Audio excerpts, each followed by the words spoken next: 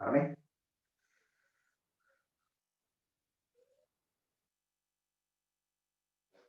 හරි. ආයිබෝන් නෝයි. පටන් ගමු. හවුද? හසුන් නේද ඉන්නේ?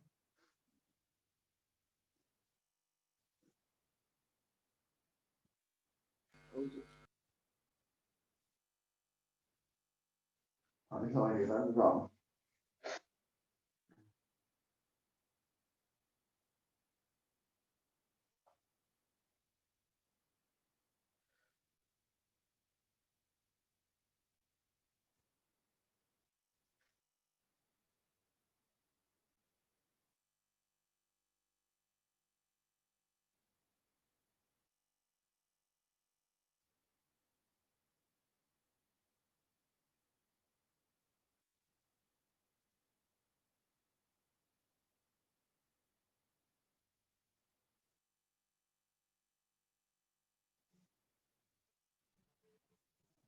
තව විනාඩියක් බලමු අපි.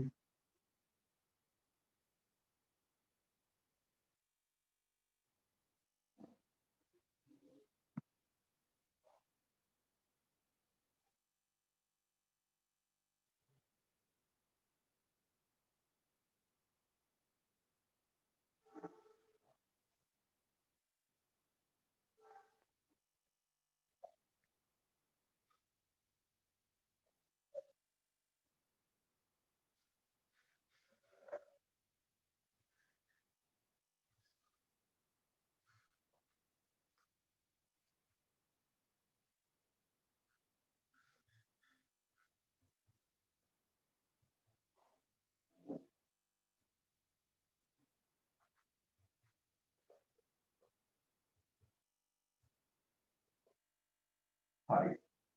අපි අවසානයේ කතා කරේ ළමයි මතක ඇති කාක්ෂිකවල හැඩ සම්බන්ධයෙන් කතා කරේ මේ පරමාණු ව්‍යුහය කියන පාඩම කොටසේ අන්තිම හරිය අපි කතා කරලා ඉවර කරේ. පළවෙනි කොටසට අදාළව S කාක්ෂිකය කියලා කියන්නේ මොන වගේ හැඩයක්ද තියෙන්නේ?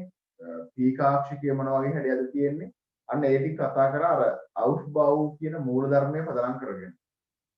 ඒ තමයි අපි අන්තිමට සාකච්ඡා කරපු කොටස් ටික උනේ. හරි අද තියෙන්නේ මේ මූලද්‍රව්‍ය ටික වර්ගීකරණය කරන විදිහ නැත්නම් අර නූතන ආවර්තිත වගුව කියන කොටසට අදාළ පාඩම තමයි සාකච්ඡා කරන්න තියෙන්නේ මේ පාඩමේදී අද. හරි.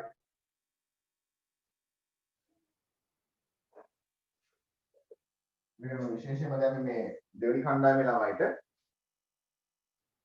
ලියන ළමයි මාතෘකාව ඒගොල්ලෝ මූලද්‍රව්‍ය වර්ගීකරණය. මාතෘකාව ලියන්න මූලද්‍රව්‍ය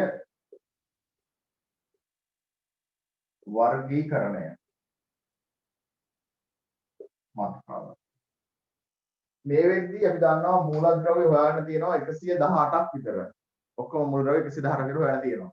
ඒතර 118 හොයාගන්න කලින් මුල්ම කාලේ තමයි මෙච්චර හොයන්න තිබුණේ නෑනේ. දැන් මුල්ම යුගයේදී හොයාගෙන තිබ්බේ රත්තරන්, රිදී, තඹ මෙන්න මේ වගේ මේ ඉතා සීමිත මූලද්‍රව්‍ය ප්‍රමාණයක්. ඒ කාලේ ගොඩක් තිබුණේ නෑ. ඒතර පොඩි ප්‍රමාණයක් තියෙන කාලේ ළමයි ඒ ගැන මතක තියාගන්නවත්, ඒ ගැන අධ්‍යයනය කරන්නවත් ලොකු අපහසුතාවයක් නෑ. මොකද මේ රත්තරන් වගේ මූලද්‍රව්‍ය ගත්තොත් එහෙනම් ප්‍රතික්‍රියා කරන්නේ නෑ සාමාන්‍යයෙන්. ඒ කියන්නේ ලොකු ප්‍රතික්‍රියා ප්‍රමාණයකුත් නෑ. ඒ වගේ ලොකු ගුණ වශයෙන් අධ්‍යයනය කරන්න දෙයක් නෑ. ඒ කාලේ නිකන් දැක්කම ඒ රත්තරන් සම්බන්ධ ඒගොල්ලෝ දැන හිටි ලක්ෂණ තමයි ඒවට ලස්සන දිලිසෙන පෘෂ්ඨයක් තියෙනවා. ශක්තිමත් බවක් තියෙනවා. අන්න ඒ වගේ නිකන් සීමිත ගුණ ප්‍රමාණයක් තමයි අඳුරගෙන තිබ්බේ. ඒකත් ඒ මුල්ම කාලෙදී එච්චර ගැටලුවක් වෙන්නේ නැහැ. හැබැයි දැන් මේ ටිකින් ටික කාලයක් ගත වෙද්දී මූලද්‍රව්‍ය ප්‍රමාණය වැඩි වෙන්න පටන් ගත්තා එන්නේ. එහෙම වැඩි වෙන්න පටන් ගන්නවත් එක්කම තමයි අර මූලද්‍රව්‍ය වල ලක්ෂණ කියනවත් එකින් එකට වෙනස් වෙන්න පටන් ගන්නවා. ගුණ වෙනස් වෙන්න පටන් ගන්නවා. ප්‍රතික්‍රියා කරන විදිය වෙනස් වෙන්න පටන් ගන්නවා. ඒතර ඒ විදියට මේ මූලද්‍රව්‍ය ප්‍රමාණය එන්න වැඩි වුණාම ඒවා සම්බන්ධයෙන් අධ්‍යයනය කරන කරනකොට සංකීර්ණ වුණා. තේරුණා කියන එක. ඒතර එහෙම සංකීර්ණ වෙන්න සංකීර්ණ වුණා කියන්නේ මෙහෙමයි කියන්නේ. විද්‍යාඥයෝ හොයාගන්න ඒගොල්ලන්ම සංකීර්ණ තත්ත්වයක් පටන් ගත්තා. ඒක මත තියාගන්න කියනවා. ඒතර ඒගොල්ලෝ බලන්න පටන් ගත්තා මේ තියෙන මූලද්‍රව්‍ය ලක්ෂණ අනුව ගොනු කරන්න. තේරුණාද? ඒ කියන්නේ සමාන ලක්ෂණ තියෙන මූලද්‍රව්‍ය එකට ගොනු කරන්න උත්සාහ කරා. ඒගොල්ලන්ගේ පහසුවට. ඒතර ඒ ගොනු කරන්න උත්සාහ කරද්දී මුලින්ම කරපු වර්ගීකරණය තමයි ළමයි සරල අවස්ථාවක් තියෙන්නේ. මුලින්ම ඒගොල්ලෝ කරේ මූලද්‍රව්‍ය සියල්ල කොටස් දෙකකට වර්ග කරා. එක වර්ගයක් තමයි ලෝහ, අනිත් වර්ගය අලෝහ. ඔන්න පළවෙනි මුල්ම යුගයේ මූලද්‍රව්‍ය වර්ග කරපු විදිය ළමයි. මොකද වර්ග කරපු විදිය ලෝහයි අලෝහයි විදිහට වර්ග කරා. දැන් ළමයි ලෝහ වශයෙන් අලෝහ වශයෙන් වර්ග කරගත්තට පස්සේ ටික කාලයක් යනකම් ඒ ප්‍රශ්නයක් උනේ නැහැ. දැන් උදාහරණයක් අපි දන්නවා ලෝහ වලට තියෙන ලක්ෂණ තියෙනවා. ලෝහ වලට තියෙන ලක්ෂණ මොනවද? ලෝහ වලට තියෙන විද්‍යුත් සාමාන්‍යතා. විද්‍යුත් සාමාන්‍ය ලක්ෂණ තමයි තාප සාන්නායකතාව. හරි තාප සාන්නායකතාව. ආයෙ තියෙන ලෝහ වල ලක්ෂණයක් ඉහළ ඝනත්වය. ඊළඟ ඉහළ දෘಢතාවය. ආයේ මතකද අර පොඩි කාලේ ලියන රැවුදෙන නඩක් තිබීම නේ දිලිසෙන පෘෂ්ඨ තිබීම මෙන්න මේ වගේ ලක්ෂණ ලෝහ වලට තියෙනවා කියලා ගත්තා. ඊළඟ අලෝහ ගත්තාම මේවනේ මේ වෙනස්. මේක ප්‍රතිවිරුද්ධයි. අලෝහ වලට තියෙන්නේ විද්‍යුත් සන්නයකතාවය නෙමෙයි විද්‍යුත් හරි කුසන්නකතාවය. ඒ කියන්නේ විද්‍යුත් සන්නයන වෙන්නේ නැහැ. තාපයේ සන්නයන වෙන්නේ නැහැ. ඝනත්වය කියන දේ ගොඩක් අඩුයි කියලා හොයාගන්න. දෘಢතාවය නැත්නම් ශක්තිමත් භාවය ගොඩක් අඩුයි කියලා හොයා ගන්නවා. අන්න ඒ වගේ ලක්ෂණ තමයි අලෝහ පැත්තට තිබෙන්නේ. ඒකෝට තමයි මෙහෙම තමයි මුල්ම යුගයේ මුල් ටික වර්ග කරේ. ළමයි හැබැයි මෙහෙම වර්ග කරාට සමහර අලෝහ හම්බ වෙනවා. උදාහරණයක් මිනිරන්. මිනිරන් කියලා කියන්නේ කාබන් වල බහුරූපී ආකාරයක්. මිනිරන් ගත්තාම විදුලිය සන්නයනය කරනවා. විදුලිය ගමන් කරනවා. මෙයාට පොඩි දිලිසෙන ස්වභාවයක් තියෙනවා. ඒ කියන්නේ මෙයා අලෝහයක් වුණාට මොන ලක්ෂණ තියෙනවද? මේ ලෝහ පැත්තේ ලක්ෂණ තියෙනවා. ඊළඟට දැන් රසදිය ලෝහයක් වුණා ද්‍රවයක්. එයාගේ ඝනත්වය අඩුයි වෙනවා. ශක්තිමත් භාවය අඩුයි. සෝඩියම් ගත්තොත් එහෙම ළමයි මතකද pH කපනවානේ විද්‍යාගාරෙදී pH කපලා ගත්තා ඒක සෝඩියම් කැලල කියන එක. ඒතර ශක්තිමත් භාවය දෘಢතාවය සම්බන්ධ ප්‍රශ්නයක් නා සෝඩියම් වල. හරි? දැන් රත්තරන් වගේ ගත්තොත් එහෙම රිදී වගේ ගත්තොත් එහෙම ඒවා ප්‍රතික්‍රියා කිරීම පැත්තේ ගොඩක් අඩුවෙන් ප්‍රතික්‍රියා කරනවා. නමුත් සෝඩියම් පොටෑසියම් කියන ඒවා සාමාන්‍යයෙන් බාහිර වායු වල තියන්නත් බෑ. අධික ප්‍රතික්‍රියාශීලී. ඒ කියන්නේ මේ ලෝහ අතරක් තියෙන වෙනස්කම්. අලෝහ අතරත් වෙනස්කම් තියෙනවා. මෙන්න මේ විදිහට මූලද්‍රව්‍ය ප්‍රමාණය වැඩි වෙන්න අර මුල්ම කාලේ තෝරගත්ත වර්ගීකරණය එන්න අසාර්ථක වෙනවා. මොකද අසාර්ථක වෙච්ච වර්ගීකරණය මේ ලෝහයි අලෝහයි කියලා ගත්ත වර්ගීකරණය. එතකොට මේ ක්‍රමේ සාර්ථක වෙන්නේ නැතුණාට පස්සේ විවිධ කට්ටිය විවිධ වශයෙන් මේක අර්ථ දක්වන්න පටන් ගත්තා. මේ මූලද්‍රව්‍ය ටික වර්ග කරන්න පටන් ගත්තා. අන්න ඒකේ ප්‍රතිඵලයක් වශයෙන් තමයි අද අපි භාවිතා කරන මේ වර්තමාන ආවර්තිත වගු කියන එක නිර්මාණය වෙන්නේ. ඒතර මේ ආවර්තිත වගු නිර්මාණය වෙන්න කලින් පළවෙනිම එක තමයි මේක. මේ සම්බන්ධව අපි ලොකු ගොඩාක් කතා කරන්න අවශ්‍යතාවයක් නැහැ. මේ ලියන්න ළමයි. හරි? ලියන්න ළමයි. වර්තමානයේ වන විට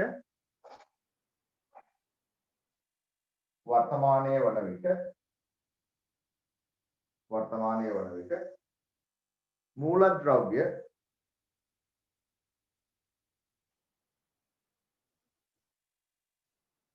මූලද්‍රව්‍ය 118ක් පමණ 118ක් පමණ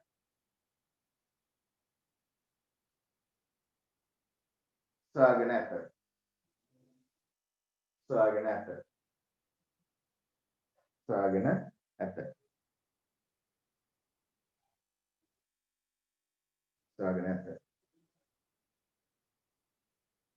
එම මූලද්‍රව්‍ය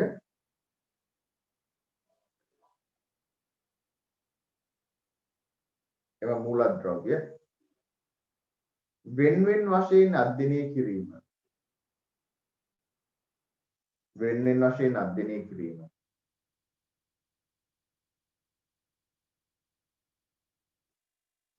අපහසු බැවින්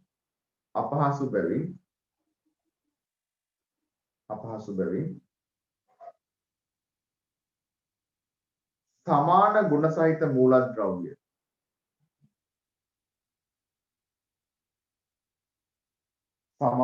සහිත මූලද්‍රව්‍ය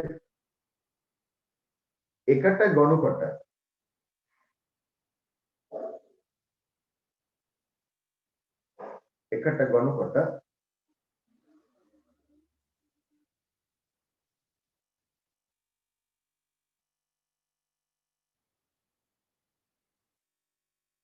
ගොනු කොට එම ගොනු සම්බන්ධයෙන්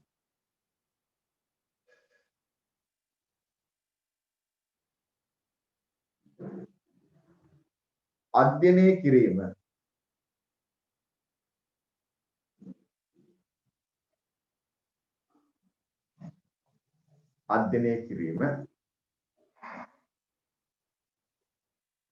අතීතයේ සිට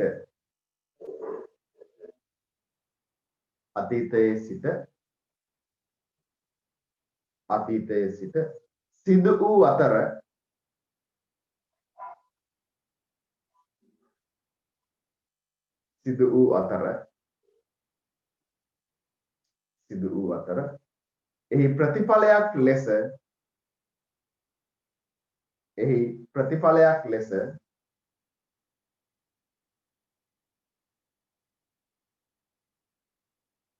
එහි ප්‍රතිඵලයක් ලෙස වර්තමාන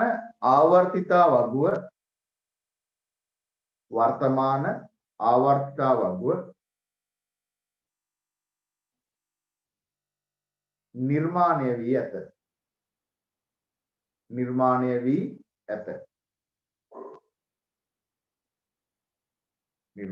ඇත.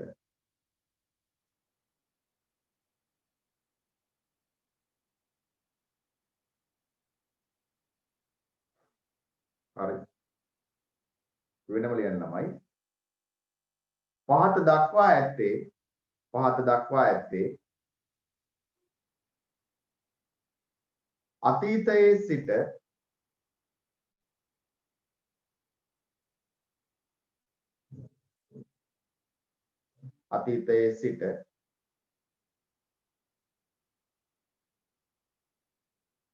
මෙම ආවර්තිතා වගුව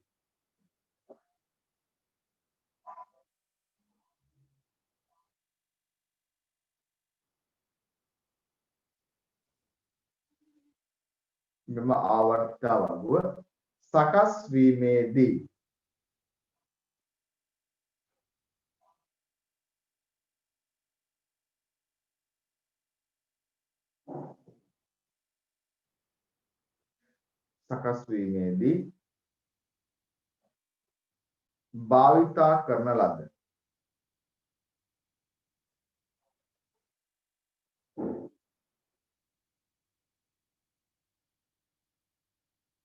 භාවිතා කරන ලද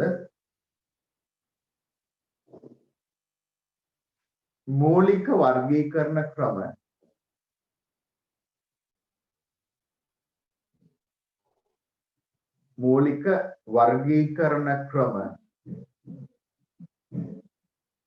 කිහිපයකි. මූලික වර්ගීකරණ ක්‍රම කිහිපයකි. හරි.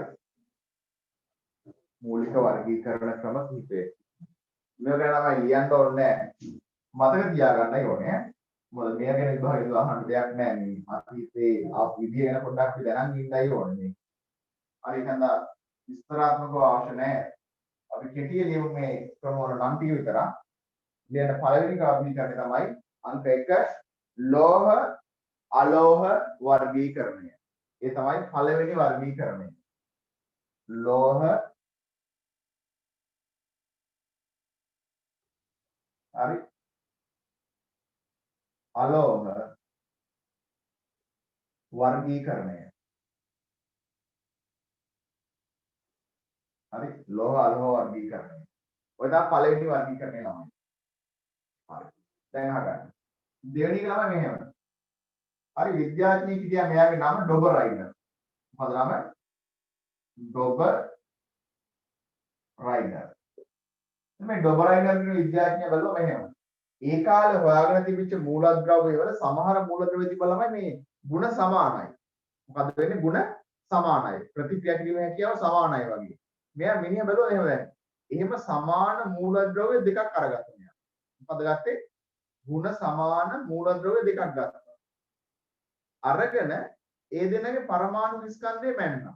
මොකද බයින්නේ පරමාණු ස්කන්ධය. පරමාණු ස්කන්ධය මැනලා ළමයි ඒක දෙකෙන් බෙදුවා. මොකක් කරාද ඒක? දෙකෙන් බෙදුවා. ඒ දෙක එකතු කරලා දෙකෙන් බෙදුවා. බෙදලා බලුවා එන උත්තරේ කීයද කියලා. හරි? මොකද කරන්නේ? ඔන්න සමාන ගුණ තියෙන මූලද්‍රව්‍ය දෙකක් ගන්නවා. අර මේ දෙන්නගේ පරමාණු ස්කන්ධය මැනලා ඒ දෙක එකතු කරලා දෙකෙන් බෙදනවා. බෙදලා බලනවා ඒ එන උත්තරයට අදාළව. අන්න ඒක පරමාණු ස්කන්ධය වෙන මූලද්‍රව්‍ය මොකක්ද කියලා. අර එන අගයක් තියෙනවා බෙදුවම ඒ අගයේ තියෙන කාර්යය බලනවා. බලපුවාම එන මූලද්‍රව්‍යයක් තියෙනවනේ. අන්න ඒ මූලද්‍රව්‍යයේ ගුණ මෙන්න මේ මුල් මූලද්‍රව්‍ය දෙකට අතරමැදි වෙනවා කියලා මෙයා හොයා ගන්නවා. කවුද හොයාගන්නේ? ඩොබරයිනර්. උදාහරණයක් දෙන්නම්කෝ.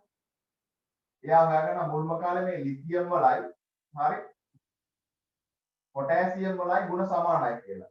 සාමාන්‍ය යම් මට්ටමක. හැමතිම නෙමෙයි. යම් දුරකට සමානයි ගුණ. එතන මිනිහා බලනවා මෙයාගේ පරමාණු ස්කන්ධය 39යි. මෙයාගේ පරමාණු ස්කන්ධය 7යි. මේ දෙක එකතු කරලා දෙකෙන් බෙදුවම ළමයි 46 එකතුව දෙකෙන් බෙදුවම එනවා කියන්නේ 23ක්. 23ක් ගන්න තාම පරමාණු ස්කන්ධය තියෙන සෝඩියම් වල. මිනිහා දකිනවා මෙයාගේ ලක්ෂණයි අනුව. මෙන්න මෙයාගේ ලක්ෂණ හරියටම මේ දෙන අතර මැද වෙනවා කියන්නේ. අන්න ඒ වගේ ලක්ෂණ තමයි මෙයා දකින්නේ. කවුද දකින්නේ මේකේ ඩොබරයිනර්. එහෙනම් මිනිහා ළමයි කරන වැඩේ තමයි ඩොබරයිනර් කරන්නේ. මෙන්න මෙහෙම අධ්‍යයනය කර ඒ කාලේ හොයාගෙන තිබිච්ච මූලද්‍රව්‍ය තියෙනවනේ. අන්නේ මූලද්‍රව්‍ය මෙහෙම හරි කොටස් 3 ගානේ මූලද්‍රව්‍ය 3 ගානේ ගෲප් කරුවා. නැත්නම් කාණ්ඩගත කරා. එතන මේ මූලද්‍රව්‍ය 3කට මිනිහ නමක් දැම්මා. මේකට කිව්වා ළමයි ත්‍රිකයක් කියලා. මොකද්ද කියන්නේ? ත්‍රික. 3ක් කියන ත්‍රික. හරි? මොකද්ද කියනවා ත්‍රිකයක්.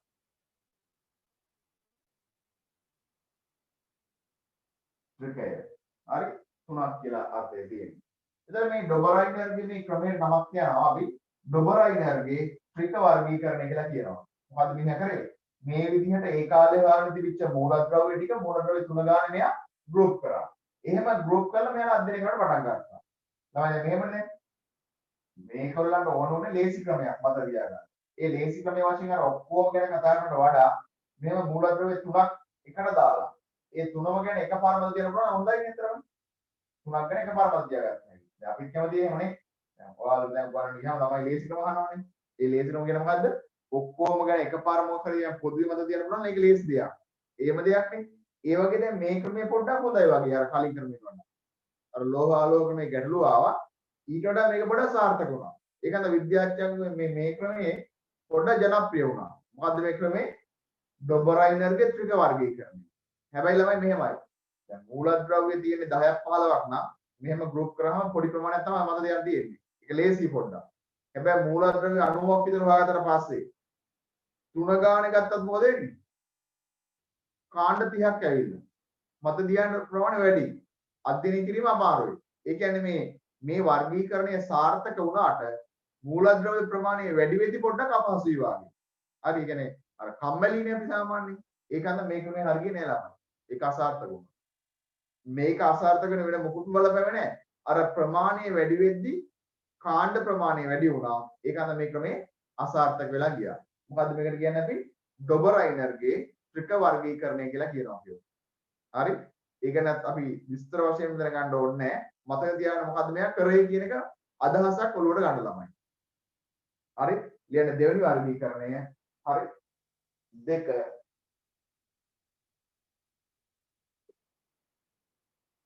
ඩොබරයිනර්ගේ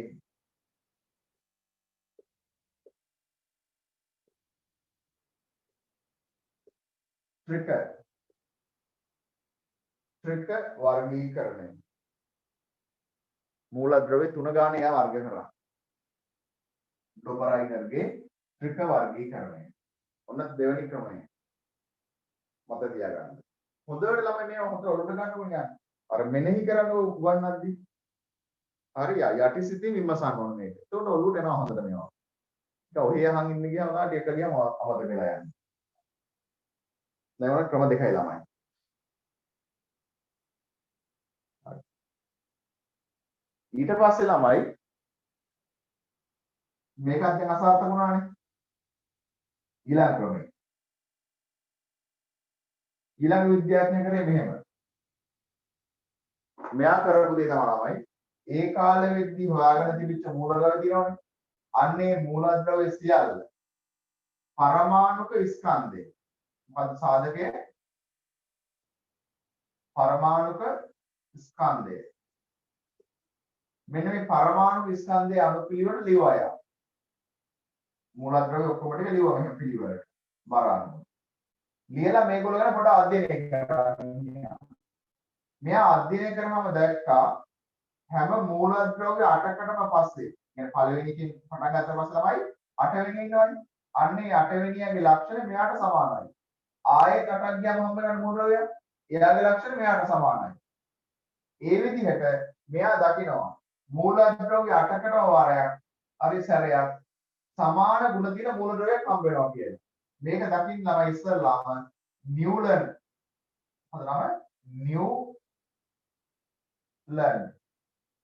නිව්ලන් කියලා විද්‍යාඥයෙක්. ඒකත් මෙයා මේකට නමක් දානවා. මේකට කියනවා නිව්ලන්ගේ අෂ්ටක නියමය කියලා. මොන නියමයේද? අෂ්ටක නියමය. මොකද මෙයා දකින්නේ පරමාණු ස්කන්ධයේ අණුපිළිවෙලට මූලද්‍රව්‍ය ටික පෙළ ගසපුවාම මූලද්‍රව්‍ය 8කට වාරයක් සමාන ගුණ තියෙන මූලද්‍රව්‍යයක් හමු වෙනවා කියලා දකිනවා. මේක පොඩ්ඩක් මිනිහා පොඩ්ඩක් සංගීතය පැත්තෙන් බරයි ළමයි. හරි ඒ කියන්නේ සංගීතය පොඩ්ඩක් අධ්‍යයනය කරපු මේ විද්‍යාඥයෙක්. කියන්නේ මෙයා මේක පොඩ්ඩක් සරලව පැහැදිලි කරනවා අනිත් කට්ටියට. කියන්නේ සාමාන්‍ය ළමයි කලාව කියන එක ඇඟේ තියෙනවා නම් පොඩ්ඩක් සරලව පැහැදිලි කරන්න ලේසියි. කියන්නේ මෙයාට උදාහරණයක් ගන්නවා. මිනිහා කියනවා තමයි මේ හරියට නිකන් මේක අර සංගීතයේ ස්වර හද ගත්තාම දැන් සයන්න රියන ඔහොම ගිහිල්ලා අවසන් වුණාට පස්සේ ආයේ උච්ච සා පටන් ගන්නවානේ. ඒ වගේ අර උච්ච ස්වර පටන් ගන්නවා වගේ මෙයා කියන මේ මූලද්‍රව්‍යත් හරියට ඒ වගේ කියනවා. හරි නිශ්චිත මූලද්‍රව්‍ය ප්‍රමාණයක් ගියාම ආයේ ඊළඟ සෙට් එක තියෙනවානේ. ඒ සෙට් එක මේගොල්ලන්ට සමානකමක් තියෙනවා. ආයෙත් 8ක් ගියාම ආයෙත් හම්බෙන ටික මෙයාට සමානකමක් තියෙනවා. ඒ විදිහට හරියට සංගීතයේ ස්වර වගේ කියන තමයි මෙයා පැහැදිලි කරන්නේ. ඒක තමයි හැමෝටම තේරෙනවා ගන්නත් ඒක. තේරුණා නේද? ඒ නිව්ලන් ගන්නකො හැමෝටම තේරෙනවා. එහෙම තේරුණාම තමයි අප්සෙට් සාමාන්‍යයෙන්. දැන් රසායන විද්‍යාව වගේ විෂයක් කිව්වහම මොකක් වෙනවද? පොඩ්ඩක් බරපතල විදිහට තියෙන්න ඕනේ. තේරිලත් බෑ ඒක. හරිනේ? ඒකත් වැඩි ගණන් ගත්තේ නෑ. මූලිකව සංගීතකාරය මූක කියපු වැඩක් නෑ. ඒක නිකන් ගැළපෙන්නේ නෑ වගේ කියලා මේක ප්‍රතික්ෂේප කළා දැන්. ඇත්තටම මේ මිනිහා කියපු කතාව ඇත්ත. ඒක හරියම හරිය කාරණාව තමයි මෙයා පැහැදිලි කරේ. නමුත් මේක මොකක් කරලා දැම්මද මෙයා කෝච් කරා. නැත්නම් ඒක පිළිගන්න කැමති උන්නේ නැහැ පසු කාලෙදී. ටිකක් අනිගන්නවා. හරි? මොකද ඒ වර්ගීකරණය නිව්ලන්ගේ අෂ්ටක වර්ගීකරණය. එතකොට මෙයා මේක වර්ගීකරණය කරද්දී මෙයාත් එක්කම හිටිය තව වංශේ එයාගේ නම මෙන්ඩලීව්. මොකද නම මෙන්ඩලීව්. මිනිහා එන අඬ කපටිය ළමයි. මිනිහා කරේ මේක දිහා හොඳට බලන් හිටියා. බලන් හිටියාම මිනිහට තේරුණා මේ අරෝට වැරදුනේ වෙන මොකුත් නෙවෙයි පැහැදිලි කරන්න කියලා. නැත්නම් මේ මිනිහා කියපු කාරණාවේ අඩුපාඩුවක් නැහැ ඇත්තටම. එතන මෙන්ඩලීව් පොඩ්ඩක් මේක තද වචනෙන් කිව්වා. හරි ඒ කියන්නේ අර වගේ සරලව පැහැදිලි කරන්න ගියේ නැහැ. මෙන්ඩලීව් මොකද කරේ ළමයි? මේ ටික මේ විදිහටම පිළිවෙල ලියන්න නැතුව එක දිගට. හරි? කොටුවක් ගහගත්තා. ගහලා මූලද්‍රව්‍ය 8ක් ලියනවා. ඊළඟට මෙහෙම යටින් ලියනවා. ඊළඟට මෙහෙම යටින් ලියනවා. හරි මෙහෙම ලස්සන කොටුවක් වගේ ගහලා ඒ වගේ පොඩ්ඩක් තේරුම් ගන්න බැරි වෙන්න ඉලක්කම් ආරම්භ ටිකක් දාලා හරි දැන් ඒ කාලේ සමහර මොනර හොයාගෙන තිබුණේ නැහැ පිළිවෙල ලියන්නේ නැද්ද අන්නේ හිස්තැන් තිබ්බ තැන් වලට මූලද්‍රව්‍ය නැහැ කියලා මේවටත් මෙහෙම මූලද්‍රව්‍ය එන්න ඕනේ එහෙම එනවනම් එයාට මේ ලක්ෂණ තියෙන්න ඕනේ කියලා හරි මෙන්න මේ නිවුලන් කියපු එකම ළමයි අරයා පොඩ්ඩක් වෙනස් ආකාරයකට කිව්වා කවුද මේ කියන්නේ මේ මෙන්ඩලීව් ඒකලා මෙයා මේක පැහැදිලි කරන්න මෙහෙම මෙයා කියනවා මූලද්‍රව්‍ය පරමාණු ස්කන්ධයේ අනුපිළිවෙලට සකස් කළ පසු එම මූලද්‍රව්‍ය වල ගුණ නැවත නැවත ආවර්තනය වීමක් සිද්ධ වේ. මොකද මූලද්‍රව්‍ය වල ගුණ නැවත නැවත ආවර්තනය වීමක් සිදු වේ. ඒ කියන්නේ එකම ගුණ තියෙන මූලද්‍රව්‍ය නැවත නැවත හම්බ වෙනවා කියන එක තමයි. මේ කියප එකම තමයි මේ කියන්නේ. පොඩ්ඩක් වෙනස් වචන වලින් කියන්නේ. එහෙම කිව්වම පිළිගත්තා. මේ කියන කතාව ඇත්ත තමයි. අරු බොරු කියලා තියෙන්නේ. තේරුණා නේද? එකම දේ කිව්වේ මේක කොපි කරලා මේ තියෙන්නේ. ඒකඳ ළමයි මේ අදටත් පිළිගන්නේ නිවුලන් කියපු එක නෙමෙයි. කවුරු කියපු එකද? මෙන්ඩලීව් කියපු එක පිළිගන්න ගන්න. අපි නූතන ආවර්තකයේ කියලා කියලා යන්නේ කවුද? මෙන්ඩලීව්නේ. ඇත්තටම මොකද තමයි මෙයා තමයි කියන්න ඕනේ. කවුද? නිවුලන්. මිනිහට chance එකක් හම්බුනේම නෑ. හැබැයි ළමයි පහුකාලීනව. හරි? මෙයාට හම්බ වෙනවා අවෝඩ්ස් එකක්. ඒ කියන්නේ නූතන ආවර්තකව හදාන්න වස්තු බීජය නැත්නම් මූලික පදනම දාන්නේ නිවුලන් කියලා පසුකාලීන පිළිගන්නවා. නමුත් අදටත් මෙයා ගත්ත මේ මෙයා හදපු වගුව තමයි පිළිගන්නේ පළවෙනි ආවර්තිත වගුව වශයෙන්. මොකද මෙයා වගුවක් හැදුවේ නේ ළමයි. මේක ලිවෝ හිතන පිළිවෙලට. එහෙනම් මේක අසාර්ථක ක්‍රමයක් වශයෙන් තමයි ඒක සලකන්නේ. මේක තමයි පළවෙනි සාර්ථක ආවර්ත වගුව. කාගේද? මෙන්ඩලීව්ගේ වර්ගීකරණය. තේරුණා නේද? ඊළඟ තුන්වෙනි ක්‍රමය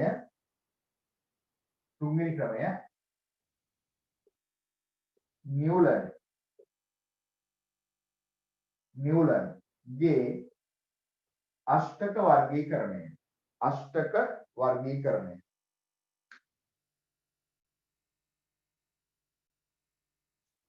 හරි නිවුලන්ගේ අෂ්ටක වර්ගීකරණය.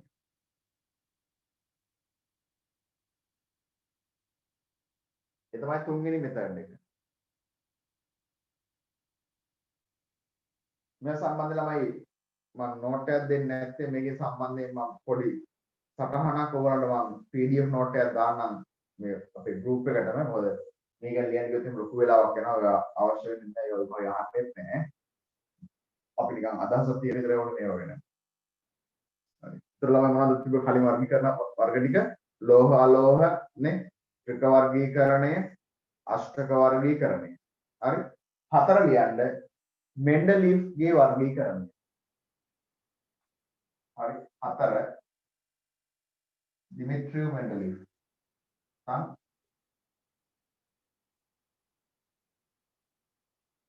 Mendeleevගේ වර්ගීකරණය Mendeleev නේ ගේ වර්ගීකරණය හරි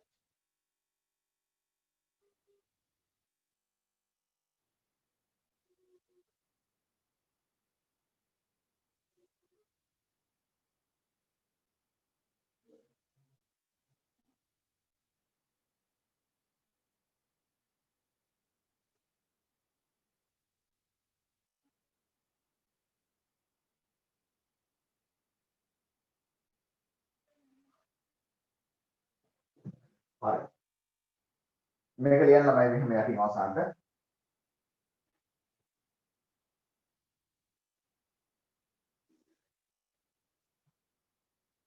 ඉහත වර්ගීකරණ ක්‍රම අතරින් ඉහත වර්ගීකරණ ක්‍රම අතරින්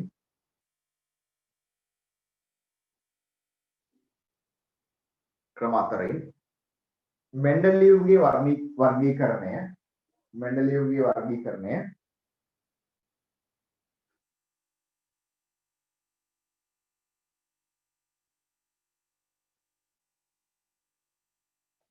තරමක් දුරට සාර්ථක වූ අතර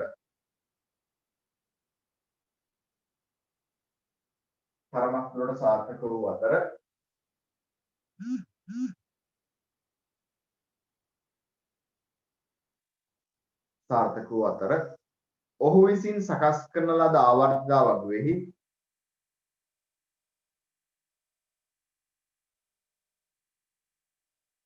විසින් සකස් කරන ලද ආවර්තිතා වගුවෙහි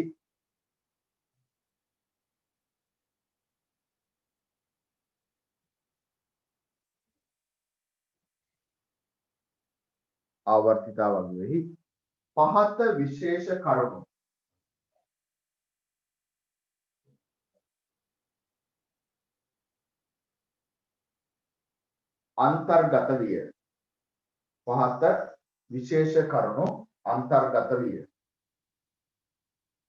පහත විශේෂ කරුණු අන්තර්ගත විය.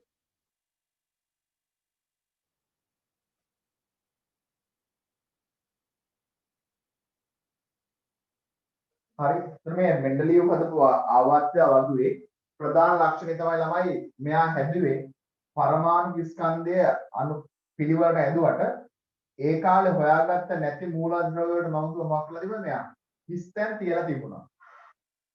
ඒතරනේ ඒකේ ප්‍රධාන ලක්ෂණයක් නෑ වගේ තියෙනවා. හරි. දැන් පළවෙනි ලක්ෂණය කියන්නේ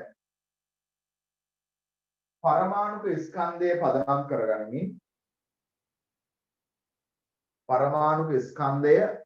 කරගනිමින්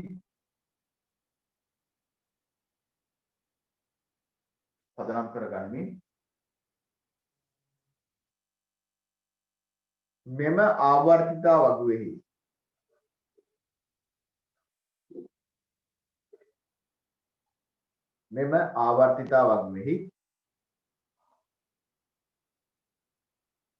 මූලද්‍රව්‍ය පෙළගස්වා තිබූ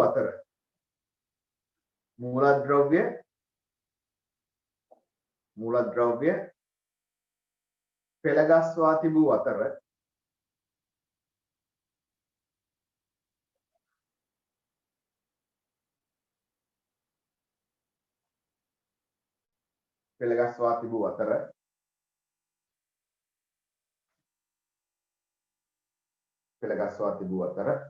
එවකට සොයා නොගත් මූලද්‍රව්‍ය සම්බන්ධයෙන්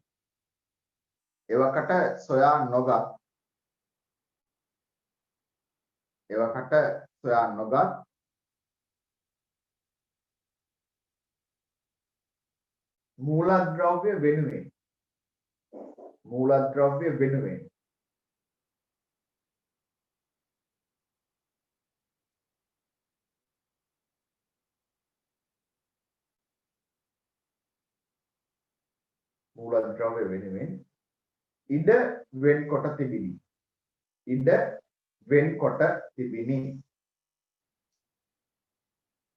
ඒක තමයි පළවෙනි ලක්ෂණ තමයි මෙයාගේ තියෙන. මේකේ මේ හිස්තැන් කියලා තිබ්බා. ඒක හොයාගන්න තව ඉස්සරහට නියමිතයි කියලා. ඉඩ වෙන්කොට තිබිනි. හරි. ඒක මෙයාගේ එක ලක්ෂණයක්. ඉඩ වෙන්කොට තිබිනි. ඔන්න පළවෙනි ලක්ෂණය.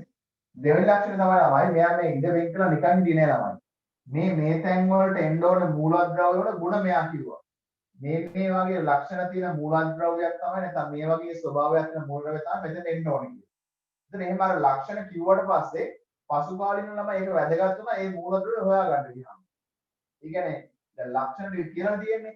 දැන් බලන්න තියෙන්නේ ඒ ලක්ෂණ තියෙන්නේ කාටද කියලා අදින එකක් ලේසියක්. ඒකන්ද ළමයි මෙයාගේ වගුවේ හැදුවත් එක තමයි ඇත්තටම මූලද්‍රව්‍ය ප්‍රමාණය හොයාගන්න ලේසි වුනේ. මොකද මෙයා මේ ලක්ෂණ කියපුවාම ඇත්තම මෙයාගේ තියෙන විශේෂත්වයත් ඒකමයි මේ වගුවේ තියෙන. හරි ඒකයි ලෝක පිළිගත්තේ මේ වගුව. හරි ලියන්න දෙවෙනි ලක්ෂණය. සොයානගත් මූලද්‍රව්‍ය වල සොයා නොගත් මූලද්‍රව්‍ය වල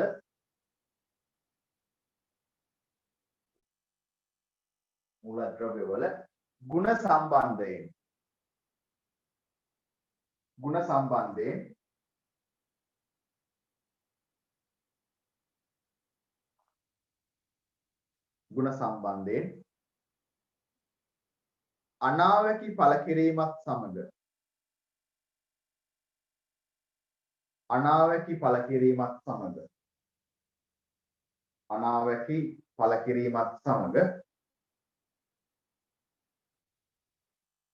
අනාවැකි පළ කිරීමත් සමග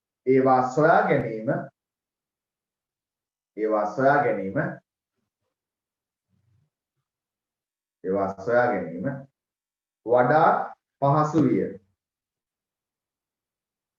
වඩාත් පහසු වීම එහෙම ලියන්න. ඒවා සොයා ගැනීම වඩාත් පහසු වීම. හරි. කසුන් ඔයා මේ කොටසට හිටියේ නැද්ද හන්තියේදී? හිටියා සර් ඉන්නවා. වඩාත් පහසු වීම. හරි.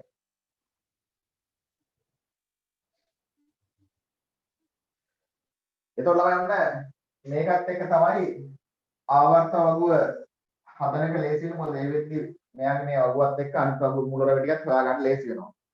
එතකොට ළමයි අපි මේ වර්තමානයේ පාවිච්චි කරන ආවර්ත වගුව කියන එක මේවත් එක්ක සම්බන්ධ නැහැ. ඔහොම වර්ගීකරණ ආවිල්ලා වර්තමානයේ යන ආවර්ත වගුව තියෙනවනේ. ඒක හදලා තියෙන්නේ කට්ටියකට සාමූහයක් වශයෙන්. ඒක හදපු කෙනෙක් කියලා විශේෂ නමක් කියන්න නෑ අපිට. හැබැයි ළමයි මේක හදලා තියෙන්නේ වර්තමානයේ ආවර්ත වගුව හදන්නේ මෙන්න මේ දෙක පදනම් කරගෙන. පළවෙනි එක තමයි පරමාණුක ක්‍රමාංකය. මන්තියාගන්න. පරමාණුක ක්‍රමාංකය. දෙවෙනි සාධකය තමයි ඉලෙක්ට්‍රෝන වින්‍යාසය. මෙන්න මේ සාධක දෙක පදනම් කරගෙන මූලද්‍රව්‍ය වල ඔය සාධක දිහා බලලා තමයි වර්තමානයේ අපි කතා කරන ආවර්ත වගුව ගොඩනගලා තියෙන්නේ. අර ලස්සන වගුවක් දකින්න අපි ඔය කොළවල එහෙම ගහලා දෙන්නේ ඔයගොල්ලන්ට. ඒ වගුව හදලා තියෙන්නේ මොකද්ද? ප්‍රධානම සාධකය තමයි පරමාණු ක්‍රමාංකය. ඒකත් එක්කම අනිත් එක තමයි මොකද්ද? ඉලෙක්ට්‍රෝන වින්‍යාසයත් බලලා තියෙනවා මූලද්‍රව්‍ය වල. මෙන්න මේ සාධක දෙක මත තමයි වර්තමානයේ අපි යොදා ගන්න ආවර්ත වගුව නිර්මාණය වෙන්නේ. හරි? ඊළඟ යටි අනුමාත්‍රිකාවක් නූතන ආවර්තිතා වගුව. හරි? යන්න නූතන ආවර්තිතා වගුව.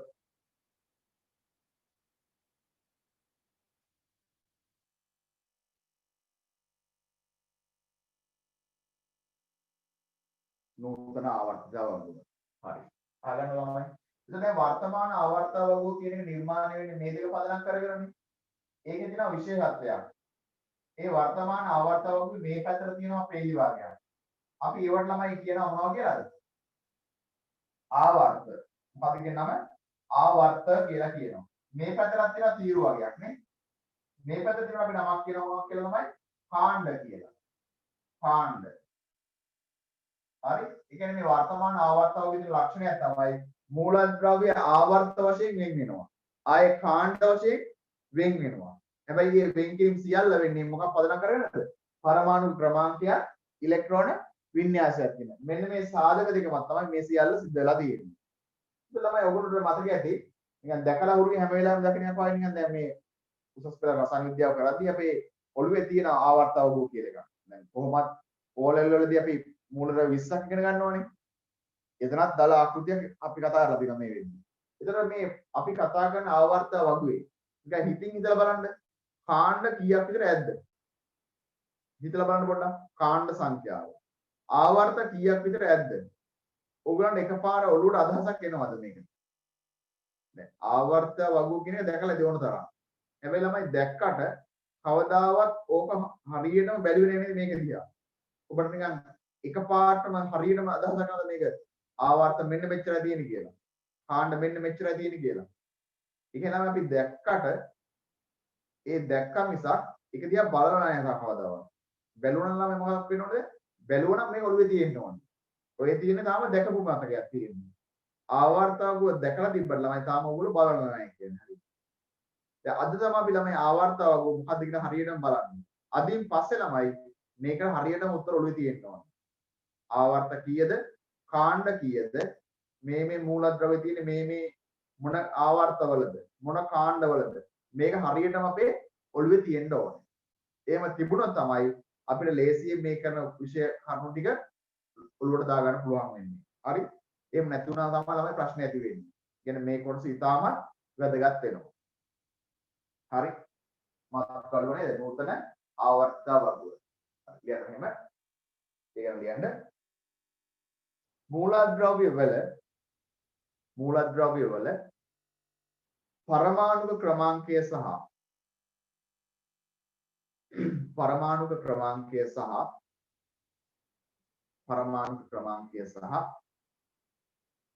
ඉලෙක්ට්‍රෝන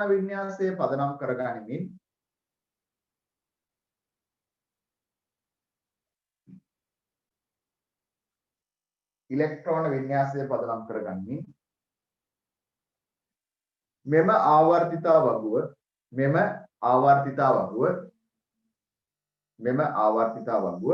නිර්මාණය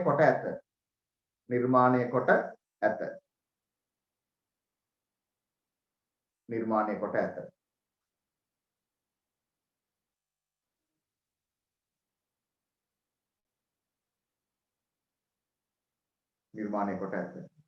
මෙම ආවර්තිතා වගුවෙහි තිරස්පේලි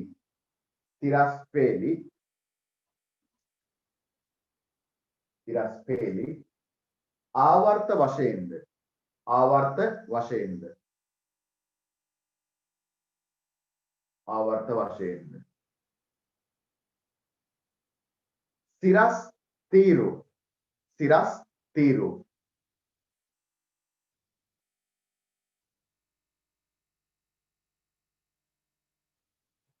සිරස් තීරු කාණ්ඩ වශයෙන්ද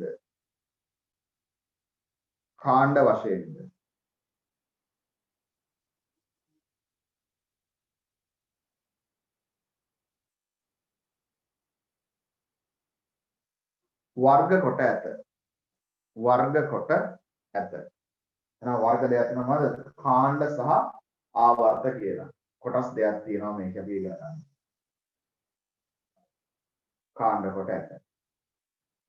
හරි.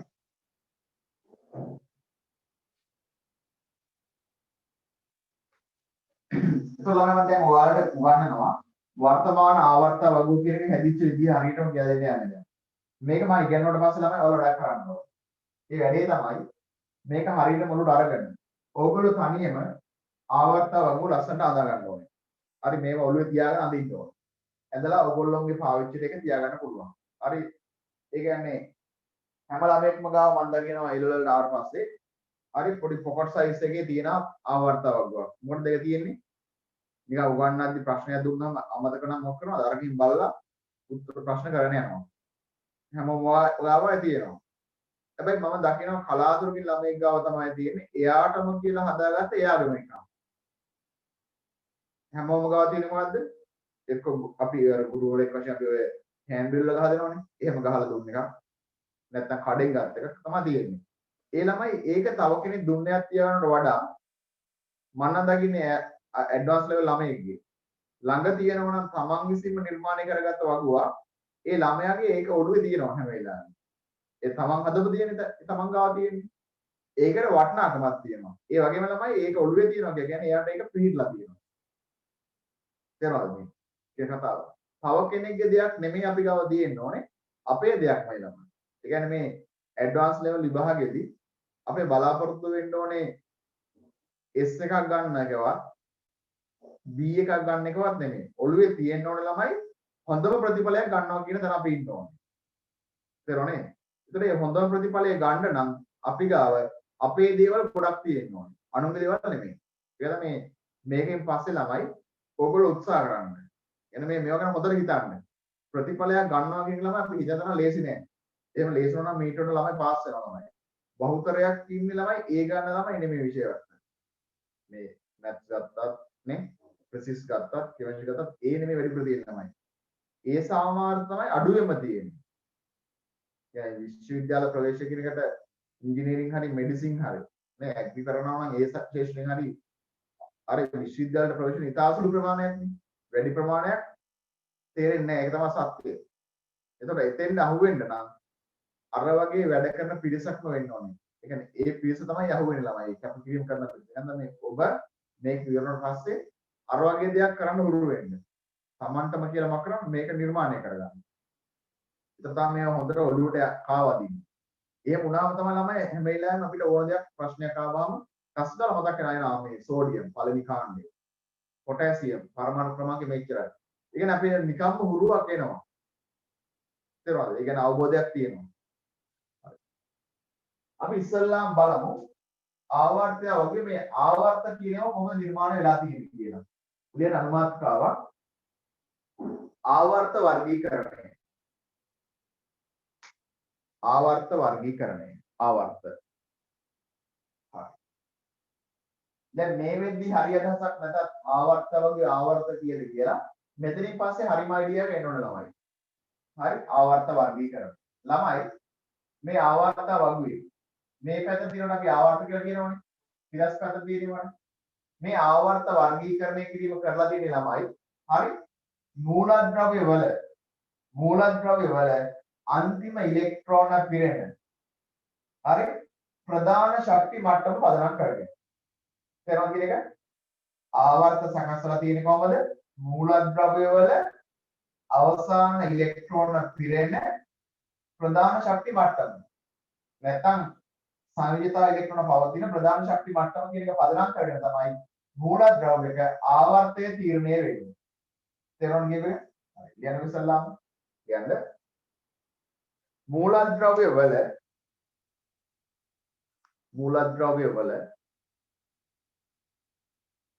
ඉලෙක්ට්‍රෝන පිරමින්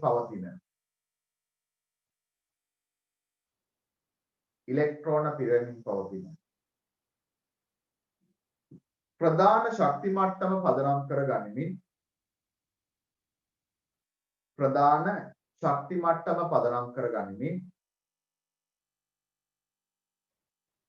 ප්‍රධාන ශක්ති මට්ටම පදනම් කර ගනිමින් ආවර්ත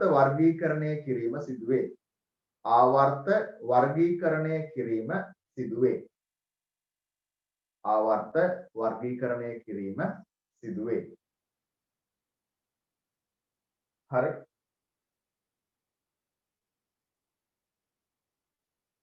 ආවර්ත වර්ගීකරණය කිරීම සිදුවේ.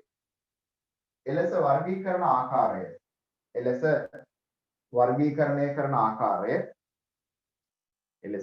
වර්ගීකරණ කරන ආකාරය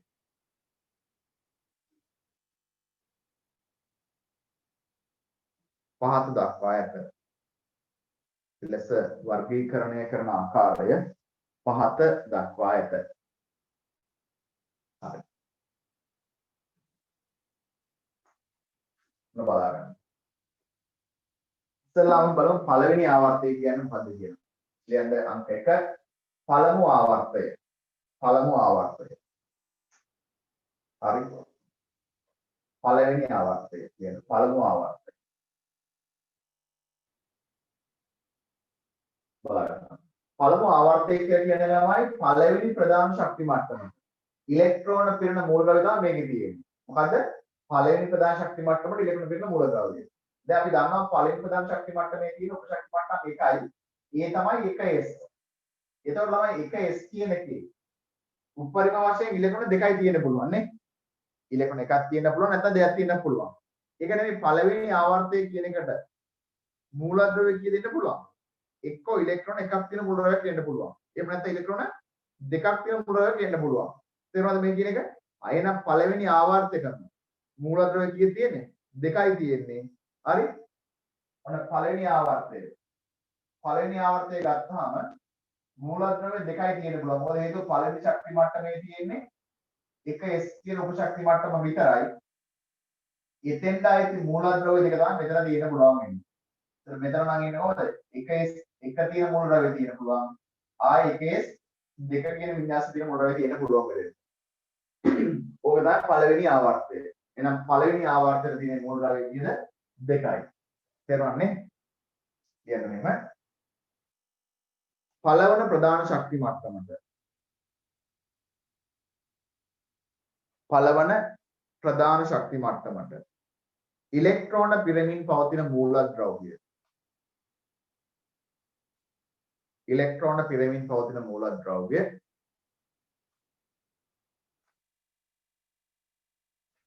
ඉලෙක්ට්‍රෝන පිරමින් පවතින මූලද්‍රව්‍ය මෙම ආවර්තයේ ඇත මෙම ආවර්තයේ ඇත මෙම ආවර්තයේ ඇත ඒ අනුව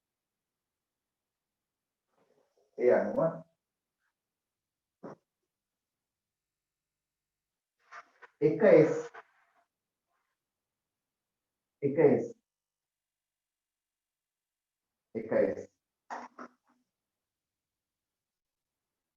උපශක්ති මට්ටමට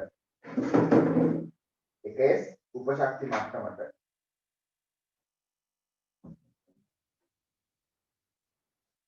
ඉලෙක්ට්‍රෝන පිරමින්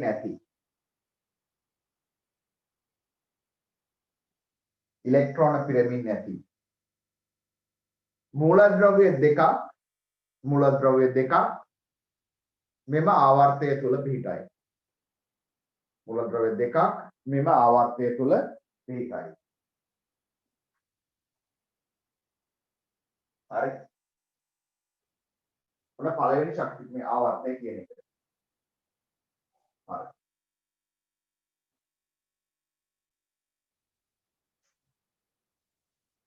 දැන් ළමයි දෙවෙනි එකට යන්න අපි. ලියන්න 2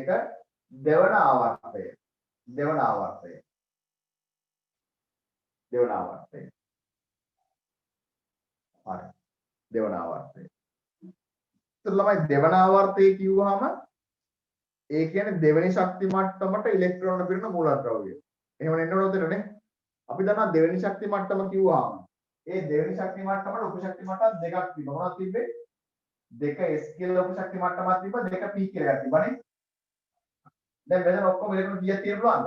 s වලට 2යි, p වලට 6යි එකපරිම වෙන්න පුළුවන් ළමයි. ඒ කියන්නේ සමස්ත ගණන 8යි. එහෙනම් මේ ආවර්තයට මූලද්‍රව්‍ය කීයක් එන්න පුළුවන්ද? ඉලෙක්ට්‍රෝන 8ක් තියෙන්න පුළුවන් උඩරින්. ඒ කියන්නේ ඉලෙක්ට්‍රෝන 1 සිට 8ක් දක්වා මේ මට්ටමේ තියෙන්න පුළුවන් නම් මූලද්‍රව්‍ය කීයක් වෙනවද ළමයි? 8ක් තියෙන්න පුළුවන්. මොනවද මේ මූලද්‍රව්‍යයට? 2s 1 කියන වින්‍යාසය තියෙනවා වෙන්න පුළුවන් නේ. 2s 2 වින්‍යාසය තියෙනවා වෙන්න පුළුවන්. 2s 2 2p 1 වින්‍යාසය තියෙන එකක් වෙන්න පුළුවන්. අන්න ඒ විදිහට 2p 6 දක්වා මූලද්‍රව්‍ය වෙන්න පුළුවන්. එහෙනම් ඔන්න දෙවෙනි ආවර්තක 2s 2p කියන උපශක්ති මට්ටම් වලට ඉලෙක්ට්‍රෝන පිරමින් තියෙන මූලද්‍රව්‍ය කීයක් තියෙනවද? 8ක් තියෙනවා මේක ආවර්තනයේ. කලින් එකේ මූලද්‍රව්‍ය 2යි මේක මූලද්‍රව්‍ය කීයද? 8ක් තියෙනවා ළමයි. දැන් දෙවෙනි ආවර්තය ලියන්න මෙහෙම. ලියන්න. දෙවන ප්‍රධාන ශක්ති මට්ටමෙහි 2s, 2p යන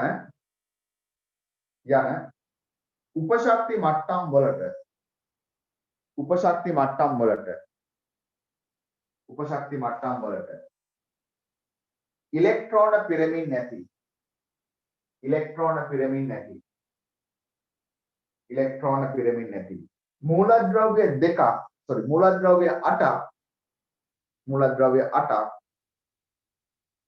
මූලද්‍රව්‍ය 8ක් මෙම ආවර්තයේ ඇත. මූලද්‍රව්‍ය 8ක් මෙම ආවර්තයේ ඇත. හරි.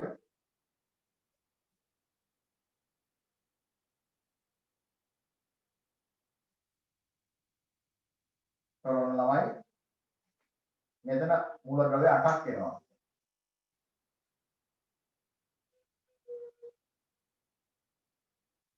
හරි. මේ තමයි 2s1. මෙයා 2s2. එතකොට මේක අපිට කියන්නේ මේ පෙළි කියන්නේ s1 කියලා. මේ පෙළි s දෙක යනවා කියන්නේ නේ. හරි. ඊට පස්සේ කොටු 6ක් එනවා. ඒ තමයි 2p1 නේ. 2p2 2p3 2p4 2p5 2p6 මේ මොකද p1 p2 p3 p4 p5 p6 ඔන්න දෙවෙනි ආවර්තය හරි ළමයි. හරි අදින්න එපා ඈ. දැන් යන්න තුන්වෙනි ආවර්තයට. හරි ළමයි තුන්වෙනි ආවර්තයට යද්දී දැන් අර ඉලෙක්ට්‍රෝන පිරෙන රටාව මත යන්නේ දා කොහොමද පිරෙන්නේ? ඉස්සල්ලාම 1s වලට පිරෙනවා. ඊට පස්සේ 2s වලට පිරෙනවා නේ. ඊට වඩා වැඩි 2p වල ශක්තිය. දැන් 2p වලට පිරුණා. 2p වලින් පස්සේ මතක ඇති 3s ට පිරෙනවා. ඊට පස්සේ 3p ට පිරෙනවා. ළමයි ඉලෙක්ට්‍රෝන පිරෙද්දී 3p වලින් පස්සේ පිරෙන කාටද? 3d වලටද? නෑනේ. 3d වලට කලින් මතක ඇති වලට 4s වලට පිරෙනවා. ඒ කියන්නේ මේ ඉලෙක්ට්‍රෝන පිරීගෙන යද්දී මේ තුන්වෙනි ශක්ති මට්ටම කියන එක ගත්තාම 3s පිරීලා 3p පිරීලා 3d වලට කලින් 4s පිරෙනවානේ. ඒකේ තේරුම ළමයි 3d වලට වඩා 4s කියන එක්කෙනාගේ ශක්තිය අඩුයි කියන එක. දැන් අපි දැන් මේක හදන්නේ මොන පදනමින්ද? අන්තිම ඉලෙක්ට්‍රෝන පිරෙන ප්‍රධාන ශක්ති මට්ටම කියන එක පදනම් කරගෙන.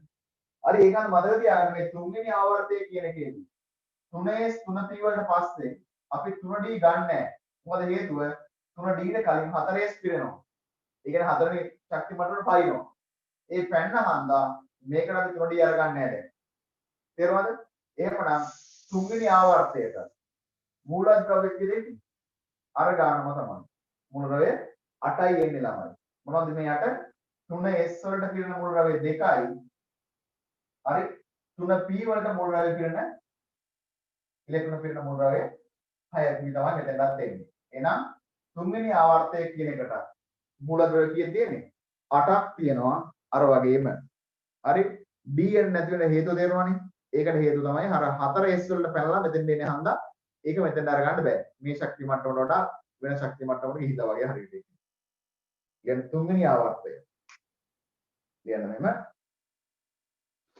තුන්වෙනි ආවර්තය. කියන්න තුන්වන ප්‍රධාන ශක්ති මට්ටමෙහි තුන්වන ප්‍රධාන ශක්ති මට්ටමෙහි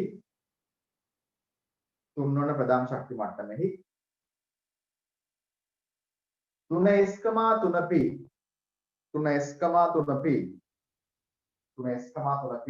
යන උපශක්ති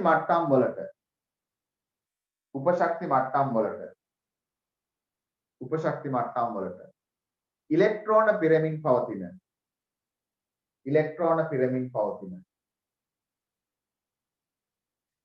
පිරෙමින් පවතින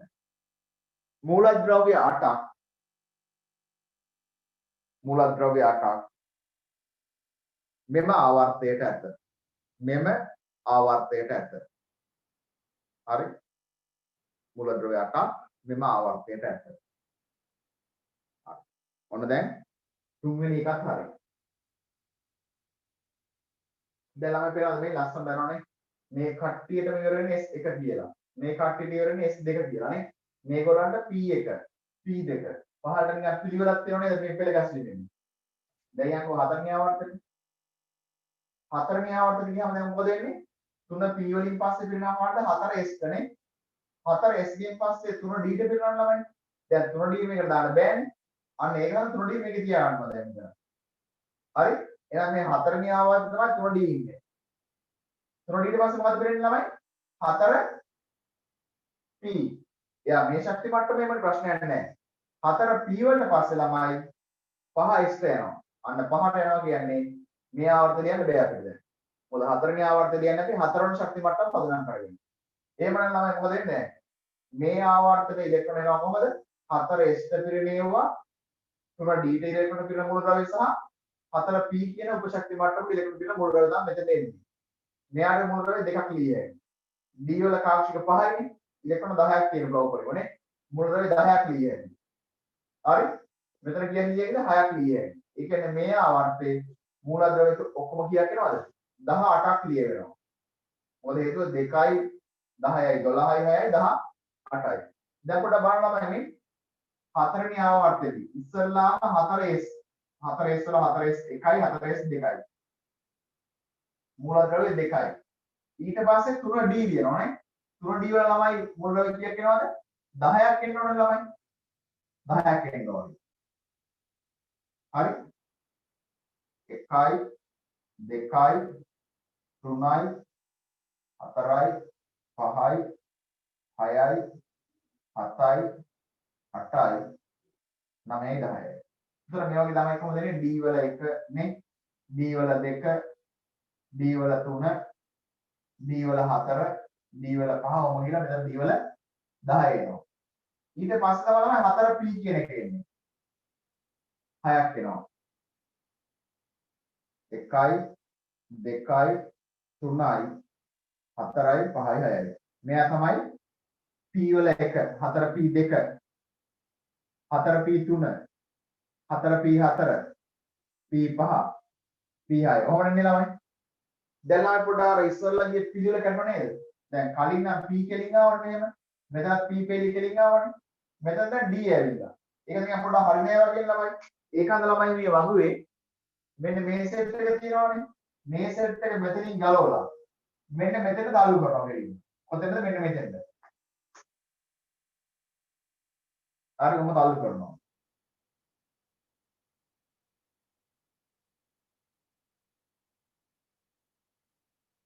හරි එක කෙලින් තියා ගන්න ඕනේ නම් මෙහෙම කරන්නේ. ඒකලා මේ ටික මකනවා. හරි මෙතනින් ගලවලා අතන දාලු කරා. දැන් හරි මේ ළමයි. දැන් මේ P පේලියන් තියෙන්නේ. මේකත් P පේලියක් නේ. මේ තියෙන D පේලියක් දැන්. ඔන්න හතරවෙනි ආවර්තය ළමයි. හරි. ලියන්නද? සිව්වන ආවර්තය. නැත්නම් හතරවන ආවර්තය. ලියන්න මෙහෙම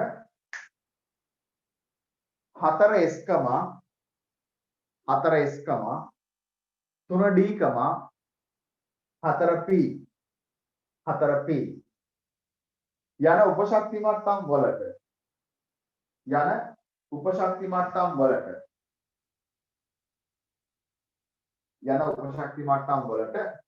ඉලෙක්ට්‍රෝන පිරෙමින් පවතින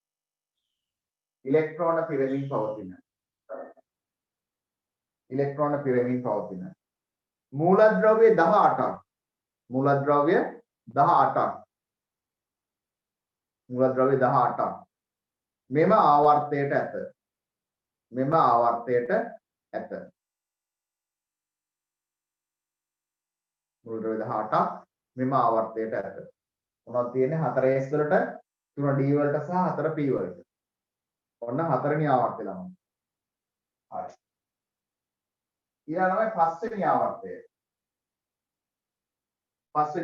කියන්නේ පස්වන ආවර්තය. කොහොමද මේකෙන්න ඕනේ? 4p ගෙන් පස්සේ ළමයි ඉලෙක්ට්‍රෝන තියෙනවා 5s වලට නේ. 5s ට පස්සේ 4d. දැන් මෙයා මෙතන ලියනවා අපිට. ආයෙ ලියන්න බෑනේ අපිට. 4d වලට පස්සේ ළමයි 5p. 5p ට පස්සේ එනවා 6s වලට. අන්න දැන් ලියන්න බෑ මේ ශක්ති මට්ටමයට. එහෙමනම් මොකද වෙන්නේ? පස්වෙනි ආවර්තය කියලා කියන්නේ මෙන්න මේ උපශක්ති මට්ටම් තුනේ ඉලෙක්ට්‍රෝන පිට මූලද්‍රව්‍ය ටික තියෙන්නේ. මෙතනත් මූලද්‍රව්‍ය ටික ලිය හැකිද? මේ වගේම නේ. මෙතනත් 18ක් ලිය හැකියි. මොනවද 18?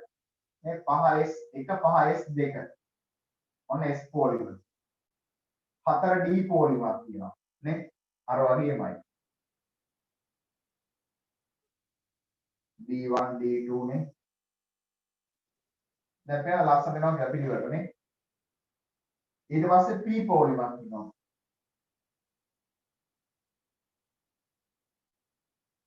හරි. ඔන්න මොනවද කියක් ආවද? 18ක් ආවා. කියන්නේ පස්වන ආවර්තය. කියන්න මෙහෙම 5s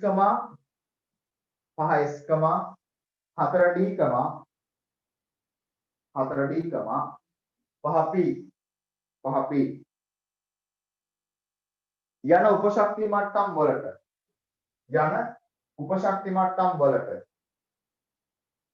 යන උපශක්ති මට්ටම් වලට ඉලෙක්ට්‍රෝන පිරෙමින් පවතින මූලද්‍රව්‍ය 18ක් මෙම ආවර්තයේ ඇත. මෙම ආවර්තයේ ඇත. මෙම ආවර්තයේ ඇත. හරි. ඔන්න පස්වෙනි ආවර්තය හරි දෙන්න. මූලද්‍රව්‍ය 18ක් මූලද්‍රව්‍ය 18ක් මෙම ආවර්තයේ ඇත. හරි. දැන් අපි යන් 6 වෙනි ආවර්තයට. 6 වෙනි ආවර්තය ගත්තාම ළමයි කොහොමද පටන් ගන්න තියෙන්නේ? 5 p ගේ නියුල් මෙනේ 5 p ඊට පස්සේ ළමයි 6s පිරෙනවා. 6s ට පස්සේ ළමයි හරි මොකද පිරෙන්නේ? 4f. මොකද පිරෙන්නේ? 4f. 4f මෙහෙ ලියන්න බෑනේ දැන්. මෙහෙ ඇවිල්ලා තියෙන්නේ. 4f ට පස්සේ ළමයි 5d පිරෙනවා. එයාත් මෙතන ලියන්න බෑ මේකට ගන්න වෙනවා අපිට. 5d ඊට පස්සේ ළමයි 6p පිරෙනවා. 6p වලට පස්සේ තමයි ළමයි 7s පිරෙන්නේ. අන්න 7 කියන එක මේක ලියන්න බෑ අපිට. මේ ටික ප්‍රශ්නයක් නෑ. එන ළමයි 6 වෙනි ආවර්තයට. මෙන්න මේ උපශක්ති මට්ටම මොනවද? 6s 4f 5d 6p. මෙන්න මේ උපශක්ති මට්ටම් වලට ඉලෙක්ට්‍රෝන පිරෙන මුල් ද්‍රව්‍ය ටික මෙතෙන් දෙන්න ඕනේ. දැන් බලන්න කීයක් වෙනවද කියලා. 6s වල මුල් ද්‍රව්‍ය 2යි නේ. මෙතන මුල් ද්‍රව්‍ය 14යි. එතකොට 10 16ක් වෙනවා කොහොමද? මෙතන 10යි. එතකොට කීයද? 26යි. මෙතන 6යි. 32යි. ඒ කියන්නේ මේ ආවර්තයට මුල ද්‍රව්‍ය ඔක්කොම කීයක් වෙනවද ළමයි? 32ක් වෙනවා. මුල ද්‍රව්‍ය කීයක් වෙනවද? 32ක් වෙනවා. දැන් බලන්න මේ 32 එන විදිය ලියමු බලන්න. ඉස්සල්ලාම 6s ඔන්න දෙන්නේ කියනවා. හරිද? ඊට පස්සේ තමයි මාර ප්‍රශ්නේ 4f වෙනවා. ඒ කියන අර කලින් මතකද අර පොඩ්ඩක් අර මෙතන ආපු ප්‍රීසෙට් එක හරියට ලික් කරේ මේ d ආවට පස්සේ ඒ වැඩේම දැන් ආපහු අපිට කරන්න ඕනේ. මෙතන 4f ලියුවොත් එහෙම මෙහෙම 14ක් ලියලානේ 5d හම්බ වෙන්නේ. ඒ කියන්නේ ආයෙ පාරක් මෙතනින් ගලවලා මේක අහට තල්ලු කරන්න වෙනවා. නේ?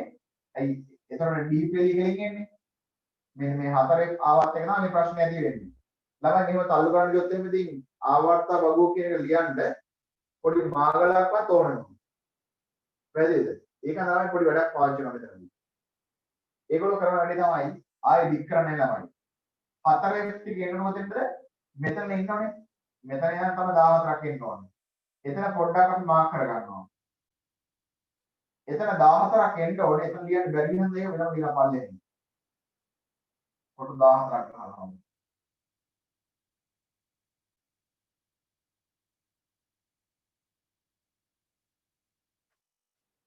හරි. 1යි 2යි 3යි 4යි 5යි 6යි 7යි 8යි 9යි 10යි 11යි 12යි 13යි 14යි. මේ තමයි එක නේ. ඒ විදිහට මේ 4 කොල්ම ලියනවා මෙහි පල්ලෙහායි. ඊට පස්සේ 5d ටික කෙලිම ලියනවා මෙතන. දැන් හරියනම d ටික කෙලිනවා.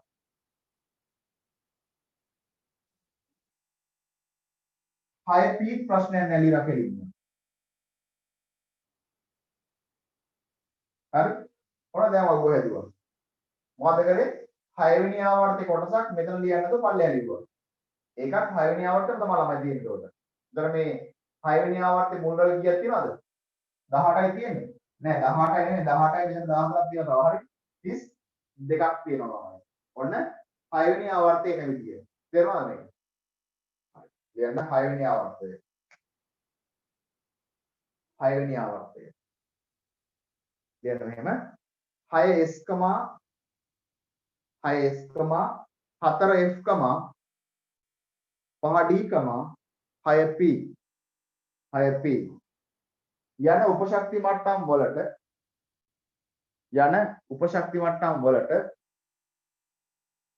යන උපශක්ති මට්ටම් වලට ඉලෙක්ට්‍රෝන පිරෙමින්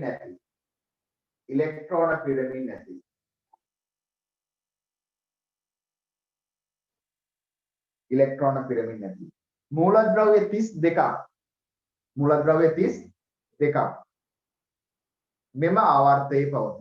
මෙම ආවර්තයේ පවතී. මෙම ආවර්තයේ පවතී. මූල ද්‍රව්‍ය 32ක් තියෙනවා මේකට. හරි. දැන් ළමයි මූල ද්‍රව්‍ය කීයක් කියලා ලියලාද? බලමු මේ කොටුවල කීයක් යනවද කියලා. පළවෙනි ආවර්තක දෙකක් ලියන්නේ නේ. දෙවෙනි එකේ ලියේක 8ක්. තුන්වෙනි එකේ 8ක් ලියුවා. හතරවෙනි එකේ 18ක් ලියුවා. මතකද නේ? පස්වෙනි එකේ 18ක් ලියන්න පුළුවන් වුණා. හයවෙනි එකේ 32ක් ලියන්න පුළුවන් වුණා. දැන් මුල කියලා ලියලා තියෙනවා බලන්න. 8යි 2යි 10යි 8යි 18යි. 18 වත් උනා 40 නෑ 54යි. 54යි 32යි කියන්නේ 86යි නේ. ඔන්න දැන් මූලද 86ක් ලියලා දෙනවා මේ වෙද්දී. ඉවර නැන්ද වනේ. තවත් තියෙන්නේ මේ මූලද 118ක් තියෙනවා කොහොමනේ. එහෙනම් මේක හරියන්නේ නැහැ දැන්. තවත් ආවර්තයක් යන්න ඕන. එහෙනම් ඔන්න 7 වෙනි ආවර්තය යනවා. 7 වෙනි ආවර්තය තමයි මෙහෙමයි එන්නේ. 7s ඊට පස්සේ එනවා තමයි 5f ඊට පස්සේ එනවා 6d ඊට පස්සේ එනවා 7p ඊට පස්සේ එනවා තමයි 8s අන්න ඒ 8s කියන එක මේකට ගන්න බෑ මේකෙන් පයින්නවා දැන් මොකද වෙන්නේ මේ වගේම ආවර්තයක් නේද ආයෙන්නේ ඒ කියන්නේ මේකෙත් මුල් රේට් කිය පුළුවන්ද 32ක් පුළුවන් ලාම මොනවද 32 7s මුල් රේට් 2යි ඊළඟ අර ප්‍රශ්නයක් ආවනේ 5ක් දාන්නත් බෑ අර වගේම එහෙනම් මෙතනත් සෙට් එකක් එන්න ඕන ළමයි. ඒ සෙට් එක මොකක් කරනවද? මෙයාට යටින් ලියනවා මෙන්න. එතනත් 14ක් තියෙනවා.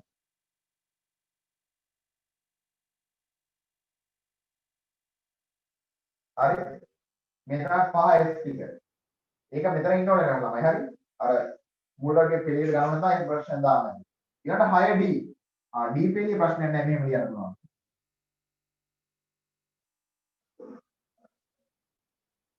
ඒ තමයි මොකද්ද 6d ඊට පස්සේ 7p ඒ ටික ප්‍රශ්නයක් නෑ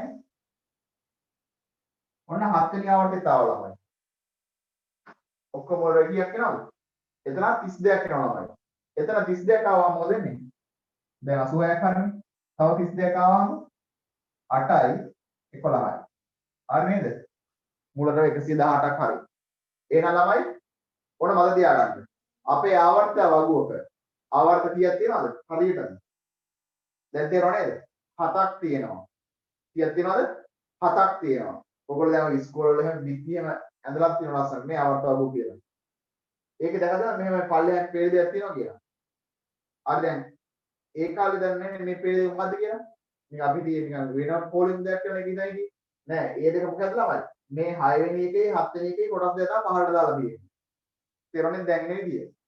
මේක තමයි නියම ආවර්ත වගුව ළමයි. දැන් මේක අපි මේ මොකක්වත් දිහා බලන්නකෝ නෙමෙයිනේ. අපිම අවබෝධ කරගෙන මේ ගොඩනගාගත්ත වගුවක් මේ තියෙන්නේ. ඒතර මේක ඕගොල්ලෝ තනියෙන් බෙදදි කරන්න ඕනේ වැඩි. මම මේ කරාවදී. හරි? ලියන 7 වන ආවර්තය. 7 වන ආවර්තය. හරි? ලියන්න මෙහෙම 7s, 5f 6d 7p 7p යන උපශක්ති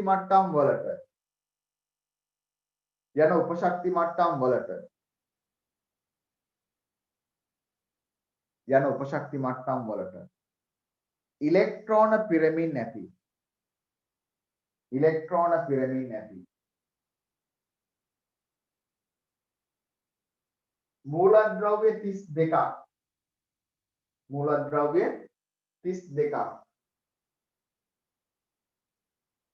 මූලද්‍රව්‍ය 32ක් මෙම ආවර්තයේ පවතී. හරි මූලද්‍රව්‍ය 32ක් මෙම ආවර්තයේ පවතී. තේරුණාද මේ ආපු විදිය? හරි. ඔන්න 32යි. එතකොට ළමයි මෙහෙම දෙයක් තියෙනවා. මූලද්‍රව්‍ය 118ක් තිබ්බට ළමයි ඒ 118න් තහවුරුම කරගෙන තියෙන 16ක් විතර. තව දෙන්නෙක් විතර හරියටම තහවුරු කරගෙන මේක ඒගොල්ලෝ හරියටම හොයාගන්නත් නැති අවස්ථාවක් වෙනවා. ඒකෙන් අපි මේ 7 වෙනි ආවර්තය සලකනවා අසම්පූර්ණ ආවර්තයක් විදියට. කියන්නේ සම්පූර්ණ වෙලා නැහැ. එහෙම ගත්තොත් එහෙම විභාගයේ ප්‍රශ්නයක් අහන්න පුළුවන් ඔයාලා මෙහෙම මේ නූතන ආවර්තය වගේ කෙටිම ආවර්තය මොකක්ද කියලා ප්‍රශ්නයක් ඇහුවොත්. මොකද්ද කෙටිම ආවර්තය? දැන් දන්නවා. කෙටිම ආවර්තය කියන්නේ පළවෙනි එක. ඇයි ඒ? මුල් රැවි දෙකයි තියෙන්නේ. හරි? දිගම ආවර්තය මොකක්ද කියලා ඇහුවොත් එහෙම. දැන් මේ 7 වෙනි එක අසම්පූර්ණයිනේ. එතකොට අපිට දිගම එක කියලා ගන්න වෙන ළමයි 6 වෙනි එක. ඇයි ඒ? ඒකේ මුල් රැවි 32ක් හරියටම තියෙනවා. තේරුණා මේ කියන කතාව? 32ක් තියෙනවා. එහෙනම් ඔන්න මත් තියාගන්න වර්තමාන ආවර්තාවගේ ආවර්ත කියන හරියටම 7යි. ඒ 7 කොහොමද තියෙන්නේ? කෙටිම එක පළවෙනි එක. දිගම එක 6 වෙනි එක. අසම්පූර්ණ එක කීයද? 7 වෙනි ආවර්තය කියලා සලකනවා. මොකද 7 වෙනි ආවර්තයේ හරියටම 32ක් තිබුණාට ඔය 32ම තාම කන්ෆර්ම් නැහැ. තව මූලරව හොයාගත්තොත් එහෙම කරන්න ඕනද? තව ආවර්තයක් අඳින්න වෙනවා. 8 වෙනි ආවර්තය කියලා. එහෙම තාම අවශ්‍යලා නැහැ. ඔයාලට පුළුවන් ඕන නම් 8 වෙනි ආවර්තය ඇඳ ගන්න අනාගතේ. හරි? ඒක පස්සේ ඇඳ ගන්න. දැන් මේක තේරෙනවද? දැන් බලන්න ළමයි මේකේ මේ පිළිවෙලක් තියෙනව නේද? මේ පැත්තට බැලුවොත් එහෙම මේගොල්ලෝ ඔක්කොම S1 කියලා ඉවර වෙන කට්ටිය නේ. මේගොල්ලෝ ඔක්කොම S2 කියලා ඉවර වෙන කට්ටිය. වින්‍යාසෙ ලියුවාම. මේ පේළියේ ඉන්න ඔක්කොම ඉන්න කොහොමද D වල එකයි කියනවා. ඒ කියන්නේ මේ පැත්තට ගත්තාම නිකන් රටාවක් තියෙනවා නේ. ඕවට තමයි කාණ්ඩ කියලා කියන්නේ. මොකද්ද කියන්නේ? කාණ්ඩ කියලා කියන්නේ. දැන් ඒකත් එනවා මේකෙන් ඉගෙන ගන්න එක. අපි ඉගෙන ගත්තේ ආවර්ත වර්ග කරපු විදිය. හරි? ඒක තුළම කාණ්ඩ ටික ඔටෝමැටික් ඇදලා තියෙනවා. හරි? අපි ඒක දැන් ඒකත් මෙතන ලියලා පස්සේ මේ වගුව අඳගමු ඈ. දැන් මේක තේරුණාද හරියටම? ඔන්න ආවර්ත වගේ ආවර්ත වර්ගීකරණය කරපු විදිය. ලියන්න දෙවෙනි මාතෘකාව උතන දෙවෙනි අනුමාත්‍රකාව කාණ්ඩ වර්ගීකරණය. කාණ්ඩ වර්ගීකරණය. කාණ්ඩ. හරි. කාණ්ඩ. ඇත්තටම තමයි මේ වගුවේ කාණ්ඩ කීයක් තියෙනවද? දැන් ඕරල් කාණ්ඩ නම් අපි හිතන්නේ 8යි කියලා නේ. කාණ්ඩ 8යි තියෙන ඉලෙදයි. නමුත් දැන් මේක දිහා බලපුවම එකපාරට වෙන්නේ මෙතන හදන කාණ්ඩ කීය තියෙන්නේ? මේ පැත්තට තියෙන 18යි. ඇත්තටම මේකත් මෙතන එන්න එපා. මේක මෙතනට ආවනම් එහෙම හොදරන්නේ. මේ වගුවම තල්ලු ගන්න හත්ත බව. ඒ කියන්නේ මේ පැත්තට ගත්තොත් එහෙම මේ 6 වෙනි ආවර්තේ කොටු 32ක් එනවා. හරියම ගන්න ළමයි කාණ්ඩ කීයක් එන්න ඕනද? 32ක් එන්න ඕනේ. තේරුණාද මේක කියන විදිය? හැබැයි ළමයි අපේ A level වලදී මෙන්න මේ කොටස උගන්වන්න නෑ සිලබස් එකේ. මේ කොටස නෑ අපේ සිලබස් එකේ. ඒක නැති හන්දා අපි සලකන්නේ අපිට කාණ්ඩ තියෙන්නේ 18යි කියලා. හරණ 32ක් තියෙනවා. හරි? හැබැයි අපේ සිලබස් එකේ තියෙන්නේ මේ ටික නැතුව හන්දා අපිට තියෙන කාණ්ඩ 18යි කියලා. පැහැදිලිද? එතකොට මේ කාණ්ඩය කියන එක තීරණය වෙන්නේ මෙන්න මේක මත. මේ මොකද්ද මේ? අන්තිම ඉලෙක්ට්‍රෝන සැකැස්ම. නැත්නම් මේ මූලද්‍රව්‍යයේ අවසාන උපශක්ති මට්ටමේ ඉලෙක්ට්‍රෝන වින්‍යාසය. S1 ඉවර වෙන කට්ටිය මේකට එනවා නේ. S2 ඉවර වෙන කට්ටිය මේකට එනවා. එහෙමයි මේක තීරණය වෙන්නේ. ලියන්න. කාණ්ඩ වර්ගීකරණය. ලියන්න මෙහෙම. කාණ්ඩ වර්ගීකරණය කියලා ලියන්න. මූලද්‍රව්‍ය වල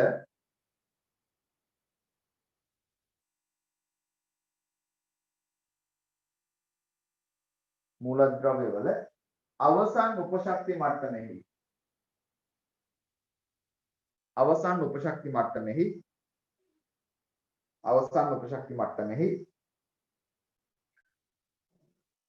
ඉලෙක්ට්‍රෝන වින්‍යාසය පදනම් කර ගනිමින් ඉලෙක්ට්‍රෝන වින්‍යාසය පදනම් කර ගනිමින්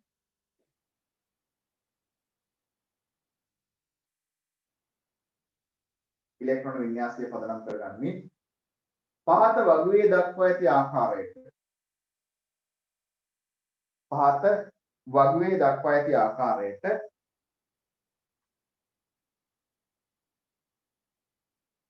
පහත වගුවේ දක්වා ඇති ආකාරයට කාණ්ඩ වර්ගීකරණය කොට ඇත. කාණ්ඩ වර්ගීකරණය කොට ඇත.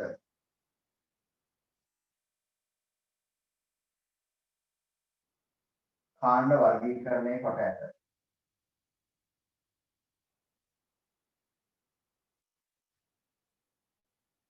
හරි. ළමයි ඔයගොල්ලන්ට ඉස්කෝලේ යන්න දෙනවා මෙතනින් දැන් අයින් වෙලා ගියත් කමන්නේ මම මේක රෙකෝඩින් එක දාන්නම් දැන් බලන්න පුළුවන් පස්සේ හරි. ළමයි ගොඩක් හොඳ සම්බන්ධ වෙගෙන ඉන්න මම දැන් හොයන්න දෙන්න නැහැ. මම මේක රෙකෝඩින් එක දානවා ඈ. හරි. මම ළමයි දැන් මෙතන මෙහෙම වැඩක් කරනවා. මේ තියෙන අපේ කීවෙනි ආවර්තයද? මෙයා පළවෙනි ආවර්තය, දෙවෙනි ආවර්තය, තුන, හතරවෙනි. හතරවෙනි ආවර්තය මම ලියන්නම් මෙතන. එන විදිහට. මෙයාගේ ළමයි 3s නෑ. 4s 1 කියලා නේ. මෙයා 4s 2. මෙයා ළමයි 3d1 3d2 නේ 3d3 මෙයා 3d4 ළමයි. මේක මෙහෙම ලියන්න පුළුවන්ද? ඔයාලට මතකද මෙහෙම ලියන්න බෑ කියලා කියන්නේ? මෙහෙම ආවා මොකද කරේ අපි? මේක වෙනස් කරා නේද? 4s ගෙන් එකක් මෙහා කරා මෙහෙම ලියුවා නේද? 3d5 4s 1 කියලා ලියුවානේ. ඇයි මේක ලියන්න බැරි හන්ද?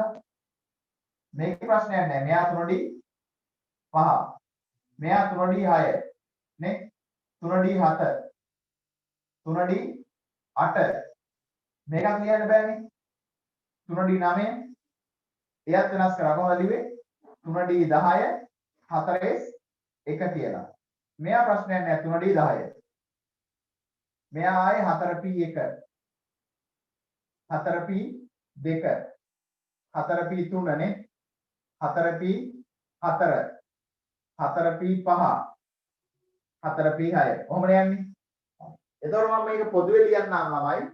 මේව මේ ඉලක්කම් දාන්න නැතුව අපි ආවර්තය 4 නම් මම මේ ලියුවේ 4 වෙනි ආවර්තය අදාළ කරගෙන. 4 වෙනි ආවර්තය අදාළ තමයි මෙහෙම එන්නේ. එතන මම ආවර්තය n කියලා හිතුවා නම් එන්නේ. මෙතන කොහොමද එන්නේ? ns1 නේ. ns2 තේරුණා මම කියන්නේ. පොදුවේ මම ඕනෑම ආවර්තයක සඳහා ගන්න. n කියලා හිතුව ආවර්තය ns1 වෙනවා මෙයා. මෙයා ns2 වෙනවා. දැන් 4 වෙනි මෙයා 3 වුණා ළමයි. ඒතර මෙයා n නම් මෙයාට එන්නේ මොකද්ද? n-1 කියලා. d1 නේ. මෙයා n-1 d වල 2. කොහොමද යන්න ඕනේ? ආයේ මෙයා 4 වුණානේ. ඒ කියන්නේ මෙයා n වලට එනවා ආයේ. np1. කොහොම කියලා මෙතන np6. කොහොමයි එන්නේ මේවා? ඒ කියන්නේ මේ පොදුවේ n කියන ආවර්තය සැලකුවොත් මෙන්න මේ පිළිවෙලට තමයි මොකක් වෙන්නේ පොළ වෙඩික පෙළ ගැස්ස වෙන්නේ. හරි? දැන් බලන්න කාණ්ඩ එන විදිහ ළමයි. අපි කාණ්ඩ වලට අංක දාන්න මෙහෙම. ක්‍රම දෙකක් තියෙනවා. මම දෙකම කියලා දෙන්නම්. පළවෙනි ක්‍රමේ තමයි සාමාන්‍ය හින්දු අරාබි ඉලක්කම් තියෙන්නේ. මෙයා පළවෙනි කාණ්ඩය. මෙයා දෙවෙනි කාණ්ඩය. මෙයා තුන්වෙනි කාණ්ඩය. 4 5 6 7 8 9 10 11 12 13 14 15 16 17 18 කොහොම දානවා ලේසියෙන්ම මේ තමයි කාණ්ඩ දාන විදිය. හරි දැන් අපි වගුවක් ගහ ගන්න ඕනේ කාණ්ඩ වර්ගීකරණය කරන විදිය. බලන්න මේ වගුව ගහන්නේ මෙහෙම.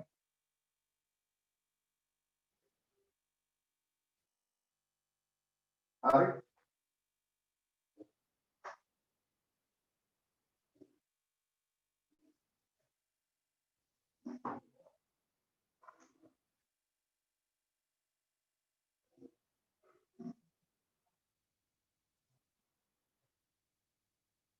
ඉලෙක්ට්‍රෝන වින්‍යාසය ඊළඟ කාණ්ඩය පහළට දැන් 18ක්ම ගන්න ඕනේ 9 ගානේ කොටස් දෙකකට කවන්නේ මොකද පහළට ගොඩාක් දැන් 18ක් කියන්නේ ගොඩාක් ලොකු ගානක් මේ ගොඩාක් ලියන්නේ නැහැ අපි. එතකොට ඉලෙක්ට්‍රෝන වින්‍යාසය ගත්තාම කොහොමද එන්නේ ඕනේ? ns1 එනවා. ns2 වෙනවා.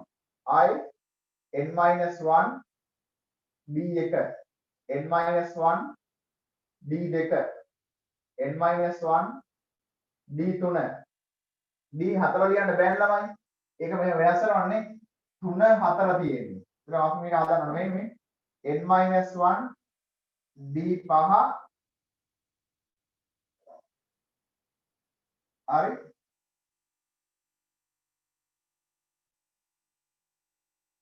ns1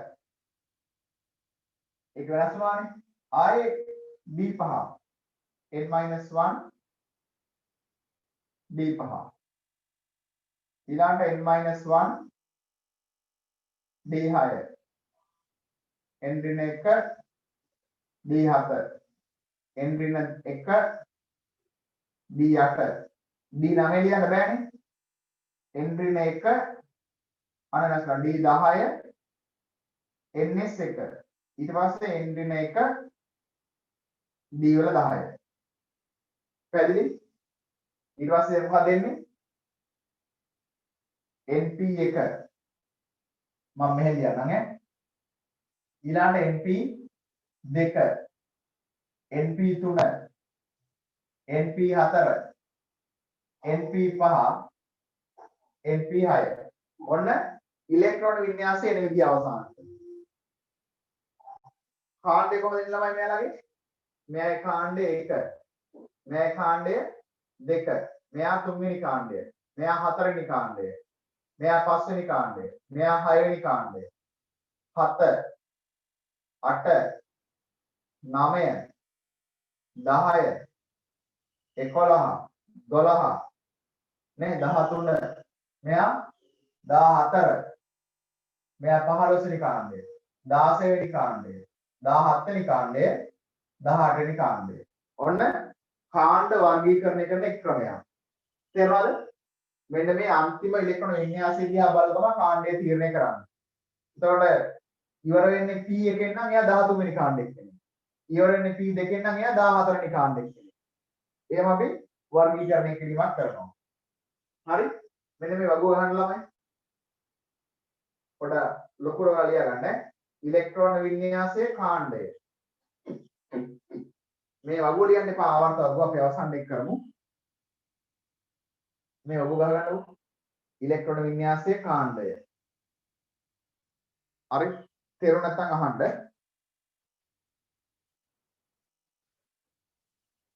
හරි මේ ගහ ගන්න වෙනන් දෙයක් දෙන්න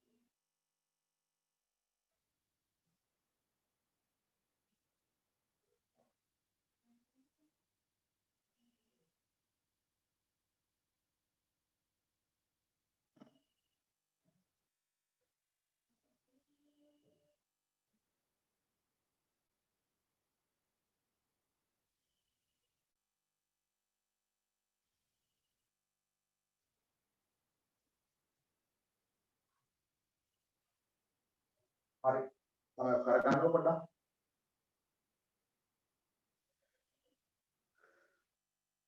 නොකිය C1 කවුද ඉන්නේ උටේ මට නම හොයන්න බෑ අචින්තද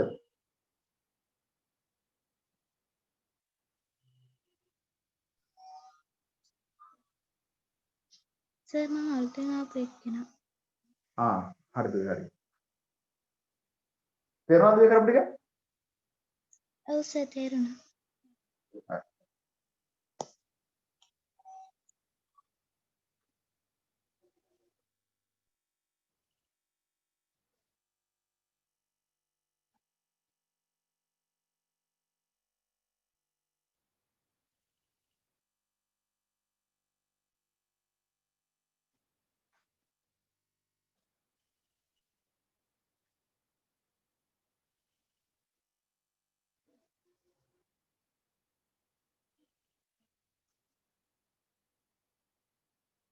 හරි මේ වගුව ගහ ගන්නකො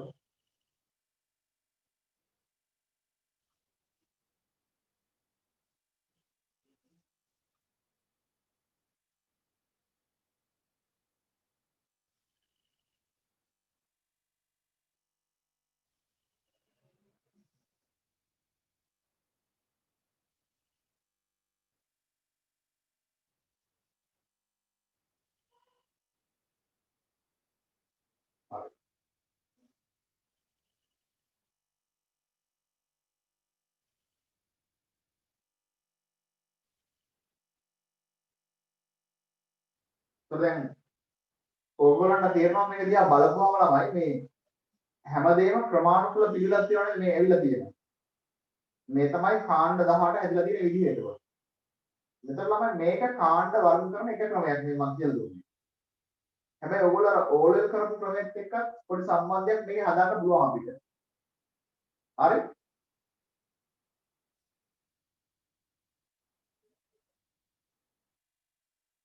දැන් මේ ටික හරිනේ?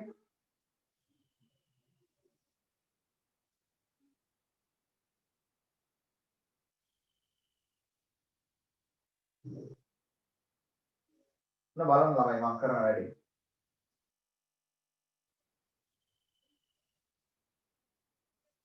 මෙන්න මේක නම් ඕලෙල් කාලේ කිව්වේ පළවෙනි කාණ්ඩේ කිව්වේ රෝම ඉලක්කම එළිවි. එක කාණ්ඩේ කිව්වේ. මේක දෙවෙනි කාණ්ඩේ ලිව්වේ කැපිටල් රෝම ඉලක්කම එන්නේ. මේක තුන්වෙනි කාණ්ඩේ කියලා ලිව්වේ ඒ කාලේ. මොකක් කාලේ ඉස්සෙන් තිබ්බේ. මෙයා හතරවෙනි කාණ්ඩේ කියලා ලිව්වේ අතරම. මෙයා තමයි පස්වෙනි කාණ්ඩේ කියලා ලිව්වේ. මෙහෙම සෙට් එකක් තිබුණේ නැහැ ඕලෙල් කාලේ. මෙයා 6 වෙනි කාණ්ඩේ කියලා ලිව්වා. මේක 7 වෙනි කාණ්ඩේ කියලා ලිව්වා. මෙයා 8 වෙනි කාණ්ඩේ කියලා ලිව්වා. ඔහොමයි අර ඕලෙල් කරේ. ඒතර ඇත්තටම ළමයි ඉස්සරම කාලේ මුල් වල පොඩි ප්‍රමාණයක් වගේ තියෙන කාලේ මෙහෙම තමයි තිබ්බේ වගුව. පස්සේ කාලේ තමයි මෙහෙම ඔක්කොම මුල් වල හොයාගත්තේ. ඒකම තමයි මේ ක්‍රමෙත් පාවිච්චි කරනවා. ඒ ක්‍රමෙ මෙහෙමයි යන්නේ. මේක රෝම ඉලක්කම් දානවා. මෙයා පළවෙනි කාණ්ඩේ, මෙයා දෙවෙනි කාණ්ඩේ, මෙයා තුන ඔහොම දානවා. හැබැයි ඒතර මේවා මගේ අරනවානේ. ඒකත් මෙයාලා පොඩි ක්‍රමයක් පාවිච්චි කරනවා. මෙයා එක කියලා ලිව්වේ නැහැ. එක ඒ කාණ්ඩේ කියලා ලියන්නේ. මෙයා දෙක නෙමෙයි දෙක ඒ කාණ්ඩේ. තේරුණාද? මෙයා තුන නෙමෙයි තුන ඒ කාණ්ඩේ. මෙයා හතර ඒ කාණ්ඩේ. මෙයා පහ ඒ කාණ්ඩේ. 6 ඒ 7 ඒ 8 ඒ. ඔන්න ඔහොම මේ ටික නම් කරා. ඔන්න බලන්න දැන් මේ පළවෙනි කාණ්ඩෙට කියන තව නමක් තමයි මොකද්ද ළමයි? එක ඒ කාණ්ඩය. දෙවෙනි කාණ්ඩෙට කියන තව නමක් තමයි මොකද්ද? දෙක ඒ කාණ්ඩය. 13 දිනවනේ. 13ට කියන මොකද්ද? 3A කියලා. 14 වෙනි කාණ්ඩේ කියන මොකද්ද? 4A කියලා. පොඩි සම්බන්ධතාවයක් තියෙනවා පේනවද? මේ අග ඉලක්කම තමයි මෙතන එන්නේ. 15 වෙනි කාණ්ඩේ 5A. නේ? 16 වෙනි කාණ්ඩේ 6A කියලා නම් කරනවා. 17 වෙනි කාණ්ඩේ 7A කාණ්ඩේ. 18 වෙනි කාණ්ඩේ 8A කාණ්ඩේ. එහෙමත් වර්ග කරනවා. දැන් මේ ටික මගේ අරමුණ ළමයි. ඒ ටික දාන්න මෙහෙමයි. දැන් ඇත්තටම මෙයා පළවෙනි කාණ්ඩේ නම් මෙයා දෙවෙනි කාණ්ඩේ නම් මෙයා තුන්වෙනි කාණ්ඩේ වෙන්න එපා ඇත්තටම.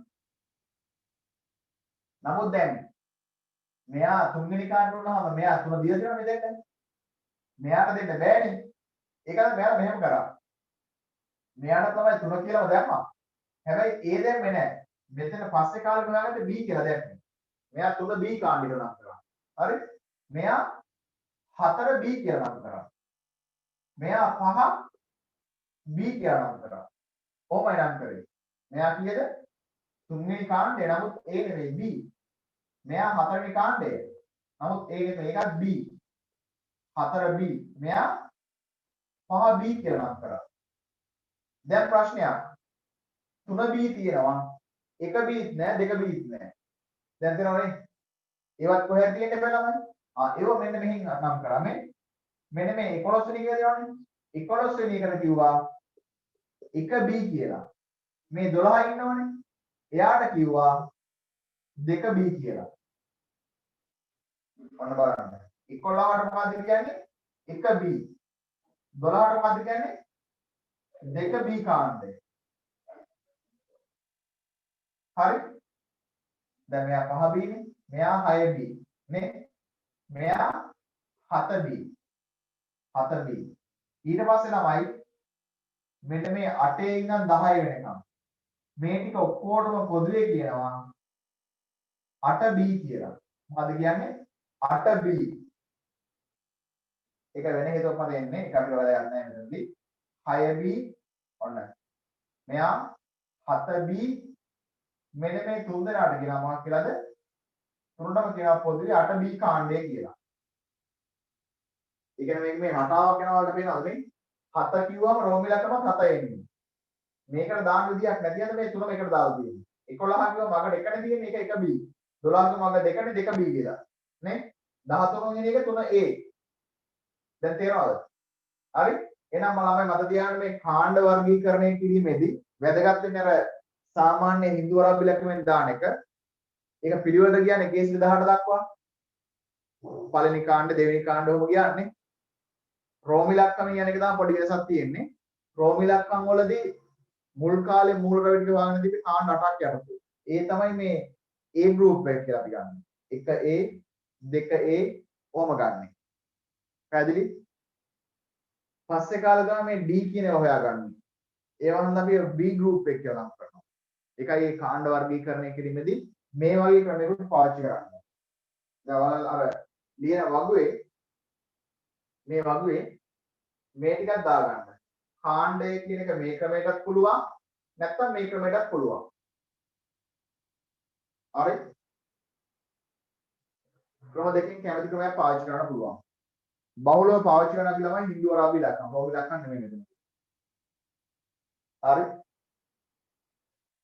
ඔය ටිකක් දාගන්නකො මෙතනදි වෙලාව මදි වගේ නම් මම රෙකෝඩින්గ్ එක දාන්නම් අපව රෙකෝඩින්గ్ අරගෙන ඒ ටික දාගෙන බලන්න අපව ඈ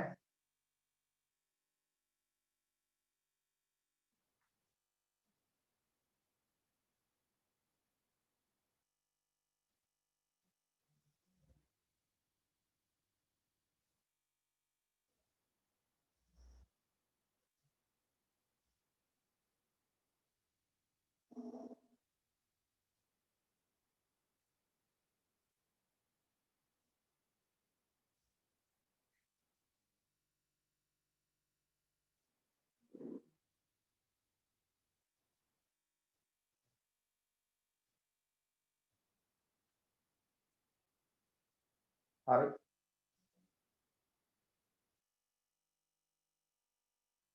එතකොට ළමයි දැන් ඔයාලා තනිය වැඩක් කරන්න ඕනේ මම දැන් මේ කියපු හොඳට තේරුණාට මොකටද දැන් උතර පොතේ යට මෙන්න මේ වගුව ලස්සනට පිළිවෙලට හදන්න ඕනේ ඒ වගුව හදනවා කියන්නේ මේක දිහා බලන් ලියනව නෙමෙයි අමයි හරි ඔයාලා තනියම අවබෝධ කරගෙන මේ කොටු ටික හරියටම ගහලා නේ මේ පැත්තෙන් ආවර්තය අංක දාන්න ඕනේ උඩින් කාණ්ඩේ දාන්න ඕනේ හරි පුළුවන් නම් පල්ලෙහා ලියා යන්න මෙන්න මේ පොදු වින්‍යාසය NS1 ඒ විදිහට හරි මම හිතනවා මේ අගුව ගහන විදිහ තේරෙන්නේ නැති කියලා හැමෝටම මේ තමයි කාණ්ඩය කියන විදිය කාණ්ඩය හරි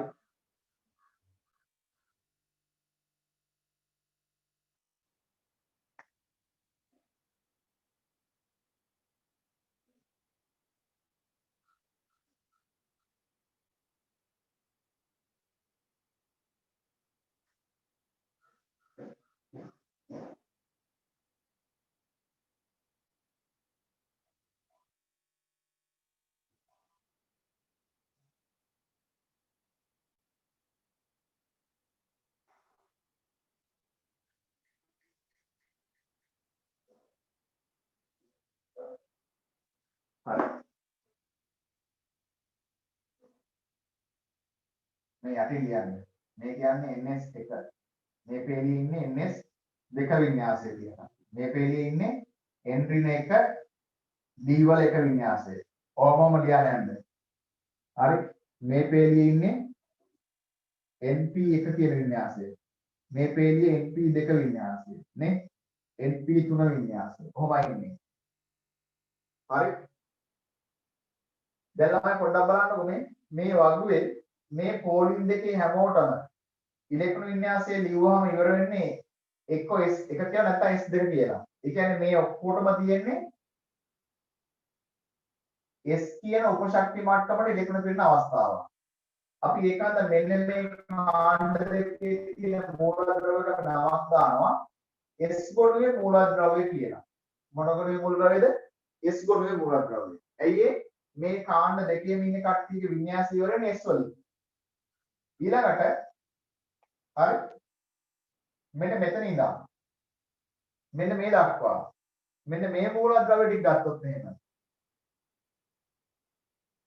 මේ හැමෝගේම වින්‍යාසය ඉවර වෙන්නේ D වලින්. D කියන උපශක්ති මාත්‍රණය. ඒකත් මෙතන තියෙන මේ මූලද්‍රව්‍ය සෙට් එකට කියනවා D ගොනුව කියලා. මොන ගොනුවද? D ගොනුව. ඊළඟට මෙන්න මෙතන තියෙන මූලද්‍රව්‍ය ටික ගත්තොත් එහෙනම් මෙන්න මේවා ටික. හරි? මේගොල්ලන්ගේ වින්‍යාසය ළමයි හැමෝගෙම ඉවර වෙන්නේ P වලින්. P1 P2 ඕමනනේ. ඒකත් මෙතන තියෙන මූලද්‍රව්‍යයට අපි නමක් දානවා P ගොනුවේ මූලද්‍රව්‍ය කියලා. මොන ගොනුවේද? P ගොනුවේ මූලද්‍රව්‍ය. ඊළඟ මේ පල්ලෙහාට සෙට් එකක් කියන්නේ. ඒ පල්ලෙහාට කිය හැම එක්කෙනාටම තියෙන්නේ ඉලෙක්ට්‍රෝන වින්‍යාසය අනුව F කියලා ඉවර වෙන්නේ. F වලින්. F1 හරි F2 හරි ඔහොම ඉවර වෙන්නේ. එහෙනම් මේගොල්ලන්ට කියනවා ළමයි මොන ගොනුව කියලාද? F ගොනුව කියලා කියනවා. එහෙනම් අපේ ආවර්ත වගුවේ තවත් දෙයක් තියෙනවා. මොනවද තියෙන්නේ? ගොනු හතරක් තියෙනවා. මොනවද ඒ ගොනු හතර? S ගොනුව නේ, P ගොනුව, D ගොනුව සහ F ගොනුව. ගොනු කීයක් තියෙනවද? හතරක් තියෙනවා. හරි? මේ වගුව ගහලා එකට ගහ ගන්න කරනකොට ඉඩ අරගන්න. ආපහු රෙකෝඩින් ගියාවල බලන්න. හරි යටින් යන මෙහෙම මේ විදිහට තියලා පහත දක්වා ඇත්තේ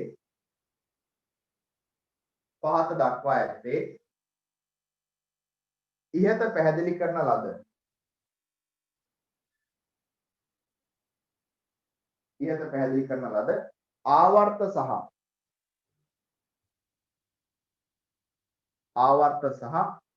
කාණ්ඩ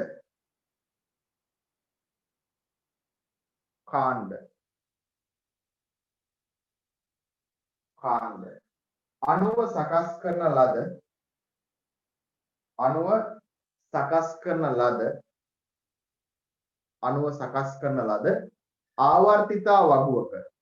ආවර්තිතා වගුවක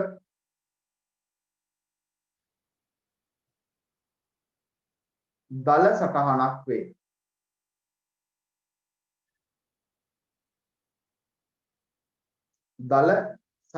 වේ.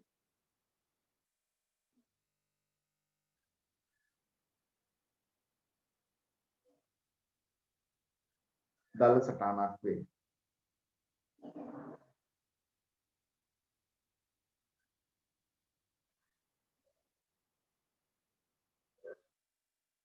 හරි. දැන් එතකොට ළමයි තනියම කරන්න මේක.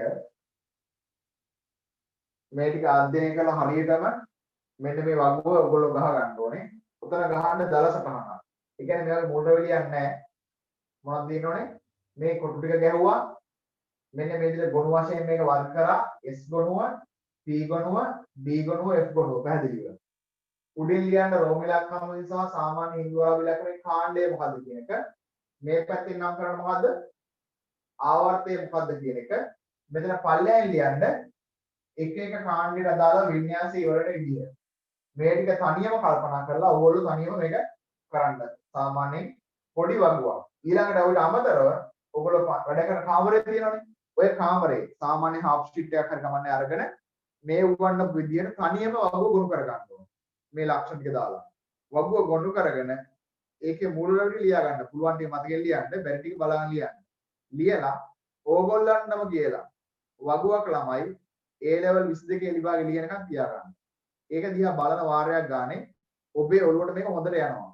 කියන මදින්න මම මේ කියන දේ කරොත් ඔබට කවදාවත් ආවර්ත වගුවෙන් ප්‍රශ්නයක් අහනවා නම් විභාගෙදී ඒක වරදින්නේ නෑ ළමයි කවදාවත්. ඒක ෂුවර් and ෂෝර්. හරි කියන්නේ මේ කියන දේ කරොත් වැරදුනොත් වරදින්න පුළුවන් මේ වැඩේ කරේ නැත්තම්. මේ වැඩේ කරන්නේ නැතුව හරියන්න පුළුවන්. හැබැයි මත තියාගන්න මේ වැඩේ කරොත් වරදිනවා කියන දෙයක් කවදාවත් වෙන්න විදියක් නැහැ. ඒක එහෙමමයි. ඒකන්ද කැමති ළමයිට පුළුවන් මේ මම කියපු විදිහට ඕන වගුවක් හදලා තමන් ළඟ තියාගන්න. හරි? මේ තමයි එතකොට අපේ ආවර්ත වගුව ගොනු කීයක් තියෙන ළමයි? හතරක් තියෙනවා. S ගොනුව කියලා එකක් තියෙනවා. P ගොනුව කියලා එකක් තියෙනවා. D ගොනුව කියලා තියෙනවා. F ගොනුව තියෙනවා. හරි? මේ තමයි මූලද්‍රව්‍ය වර්ගීකරණය. මූලද්‍රව්‍ය වර්ගීකරණයේ අවසන් සාරාංශය. ආවර්ත වගුව කියන එක. තේරුණා මේ ගන්න එක? හරි. එතකොට ළමයි අපේ සිලබස් එකේ තියෙනවා කොටස් දෙකක් මෙතනින් එහාට කතා කරන්න. ඒ තමයි කාබනික රසායනය කියලා කොටසක් තියෙනවා. දැනටමත් සමහර ළමයි මේකේ අර මේ 2021 ළමයිට කරන ඕගනික් කාබනික රසායන පාඩමත් එක්ක සම්බන්ධ වෙච්ච ළමයිනුත් ඉන්නවා මේකේ. දැම්මම ආයෙ දෙනවා අකාබනික රසායන කියලා කොටසක්. මේ සිලබස් එකත් කතා කරන දේවල්. එතකොට මේ අකාබනික රසායන කියලා උගන්වන්නේ මෙන්න මේ ටික. මෙන්න මේ S කියන ගොනුවේ තියෙන මූලද්‍රව්‍ය ටික ගැන උගන්වන්න තියෙනවා. මේ මූලද්‍රව්‍ය කොහොමද ගබඩා කරලා තියෙන්නේ? මේවා ප්‍රතික්‍රියා කරන්නේ කොහොමද? මේවාගේ භාවිත මොනවද? S ගොනුව කියන එක ඉගෙන ගන්නවා. ආයෙ මේ P ගොනුව තියෙනවනේ. මේකේ තියෙන මූලද්‍රව්‍ය ඉගෙන ගන්නවා. ඒ වගේ ප්‍රතික්‍රියා හැමදේම ඉගෙන ගන්නවා. D ගොනුවේ මෙතන ඉඳන් මේ දක්වා තියෙන මූලද්‍රව්‍ය 10 ඉගෙන ගන්නවා. පළවෙනි මූලද්‍රව්‍ය 10. එතනින් පල්ලෙහා තියෙන මේ ටිකයි මෙන්න මේ ටිකයි අපේ සිලබස් එකට නැහැ. තේරෙනවද? සම්පූර්ණ S ගොනුවම තියෙනවා, සම්පූර්ණ P ගොනුවම තියෙනවා, D ගොනුවේ පළවෙනි 10 තියෙනවා. අනිත් ඒවා අපිට නැහැ. ඒතර අන්න ඒ ටික තමයි අපේ මේ A level වලදී ඕගොල්ලෝ අකාබනික රසායන කියලා ඉගෙන ගන්න සම්පූර්ණ. දැන් තේරෙනවද? ඒතර මේ තමයි අපේ තියෙන කතා කරන දේ කරුණු ටික මම මේ කියලා දුන්නේ. හරි? එතකොට මම අනිත් දවසේ වීඩියෝ එකකින් කතා කරනවා ඔයගොල්ලොත් එක්ක මේ ආවර්තා වගුවේ මූලද්‍රව්‍ය මතක තියාගන්න ලේසි වෙන රටා මොනවද කියලා. ඒ කියන්නේ මේක තියෙනවා රටා කීපයක්. වෙනස් වෙන විදිහක් අනුපිළිවෙලක්. අන්න ඒ ටිකක් තේරුම් ගත්තට පස්සේ මේකෙන් ඉස්සරහට පාඩම් ලොකු අමාරුවක් වෙන්නේ නැහැ මතක තියාගන්න. ඒකන්ද මේ වීඩියෝ එක හොඳට අධ්‍යයනය කරලා හරි ඊළඟ එකත් බලන්න බැලුවට පස්සේ මුල් පාඩම් මේ තියෙන සම්පූර්ණ සිලබස් එක ඉවරයි. ඒ කියන්නේ පළවෙනි පාඩම සම්පූර්ණ ඉවර වෙනවා. අනිත් දවසේ කරාම ඒතර හැම ළමයෙක්ටම කිසි ගැටලුවක් නැතුව එතනින් එහාට පාඩම් එක අපේ පන්ති වල සම්බන්ධලා යන්න පුළුවන්. මේක මම මේ කරේ අර පසුකාලීනව සම්බන්ධිත දරුවන්ට උදව්වක් වශයෙන් තමයි මේ ආයේ නැවත මේ පාඩම කරේ. මොකද කලින් ළමයි ඔක්කොම මේ පාඩම කරලා තියෙන අර පස්සේ සම්බන්ධිත ළමයි කීප දෙනා තමයි මේ පාඩම මගේ ඉල්ලලා තියෙන්නේ. ඒතර ඕගොල්ලන්ට මේක ගැටලුවක් තියෙනවා නම් ළමයි WhatsApp group එකට රෙකෝඩ් දාන්න නැත්නම් මම කෝල් කරලා අහන්නත් පුළුවන්. ඒ නැවත අවශ්‍ය පැහැදිලි කිරීමක් කරන්න ඕන මම ආයෙ කියලා දෙන්නම්. හරි මේ කරලා දෙන දේවල් මේක දැන් මේ උගන්වන දේ අනිවාර්යයෙන්ම වැඩක් ගන්න ඕනේ හැබැයි. නැත්නම් මේ මහසි අපරාධය. දෙවි පාරක් මේ කියන්නේ ඒකයි. හරි. එහෙමනම් ළමයි හැමෝම මේක බලලා ළමයි ටික දැන් මොකක් කරන්න ඕනද? මේ උගන්වපු ටික පදනම් කරගෙන මම ඔය නෝට් එක ලියුවට පල්ලෙහායින් මේ වගුව ඇඳලා පුළුවන් නම් දැම්ම කරන්න. හරි වගුව ඇඳලා මේ ගොනු ටික නම් කරන්න මේ විදිහටම අර කියෝ විදිහට කාණ්ඩ ටික දාන්න ආවර්ත ටික දාන්න යටින් වින්‍යාසය ලියන්න. පැහැදිලිද? මේකේ ගැටලු මොකක්වත් තියෙනවා මම හිතනවා ගැටලු නැතුවද කියලා. හරි එහෙමනම් තව දවස් දෙකකින් වගේ අන්තිම කොටසත් මේක සාකච්ඡා කරනවා මම. මේකේ මේ ಗುಣ ටික වෙනස්ලා යන විදිහ මෙතනින් අදට පාඩම නවත්තනවා මම. හරි හැමෝටම ආයිබෝවන්. හරි මේක වීඩියෝ එක මම දැන් දාන්නම්. බලා ගන්න පුළුවන්.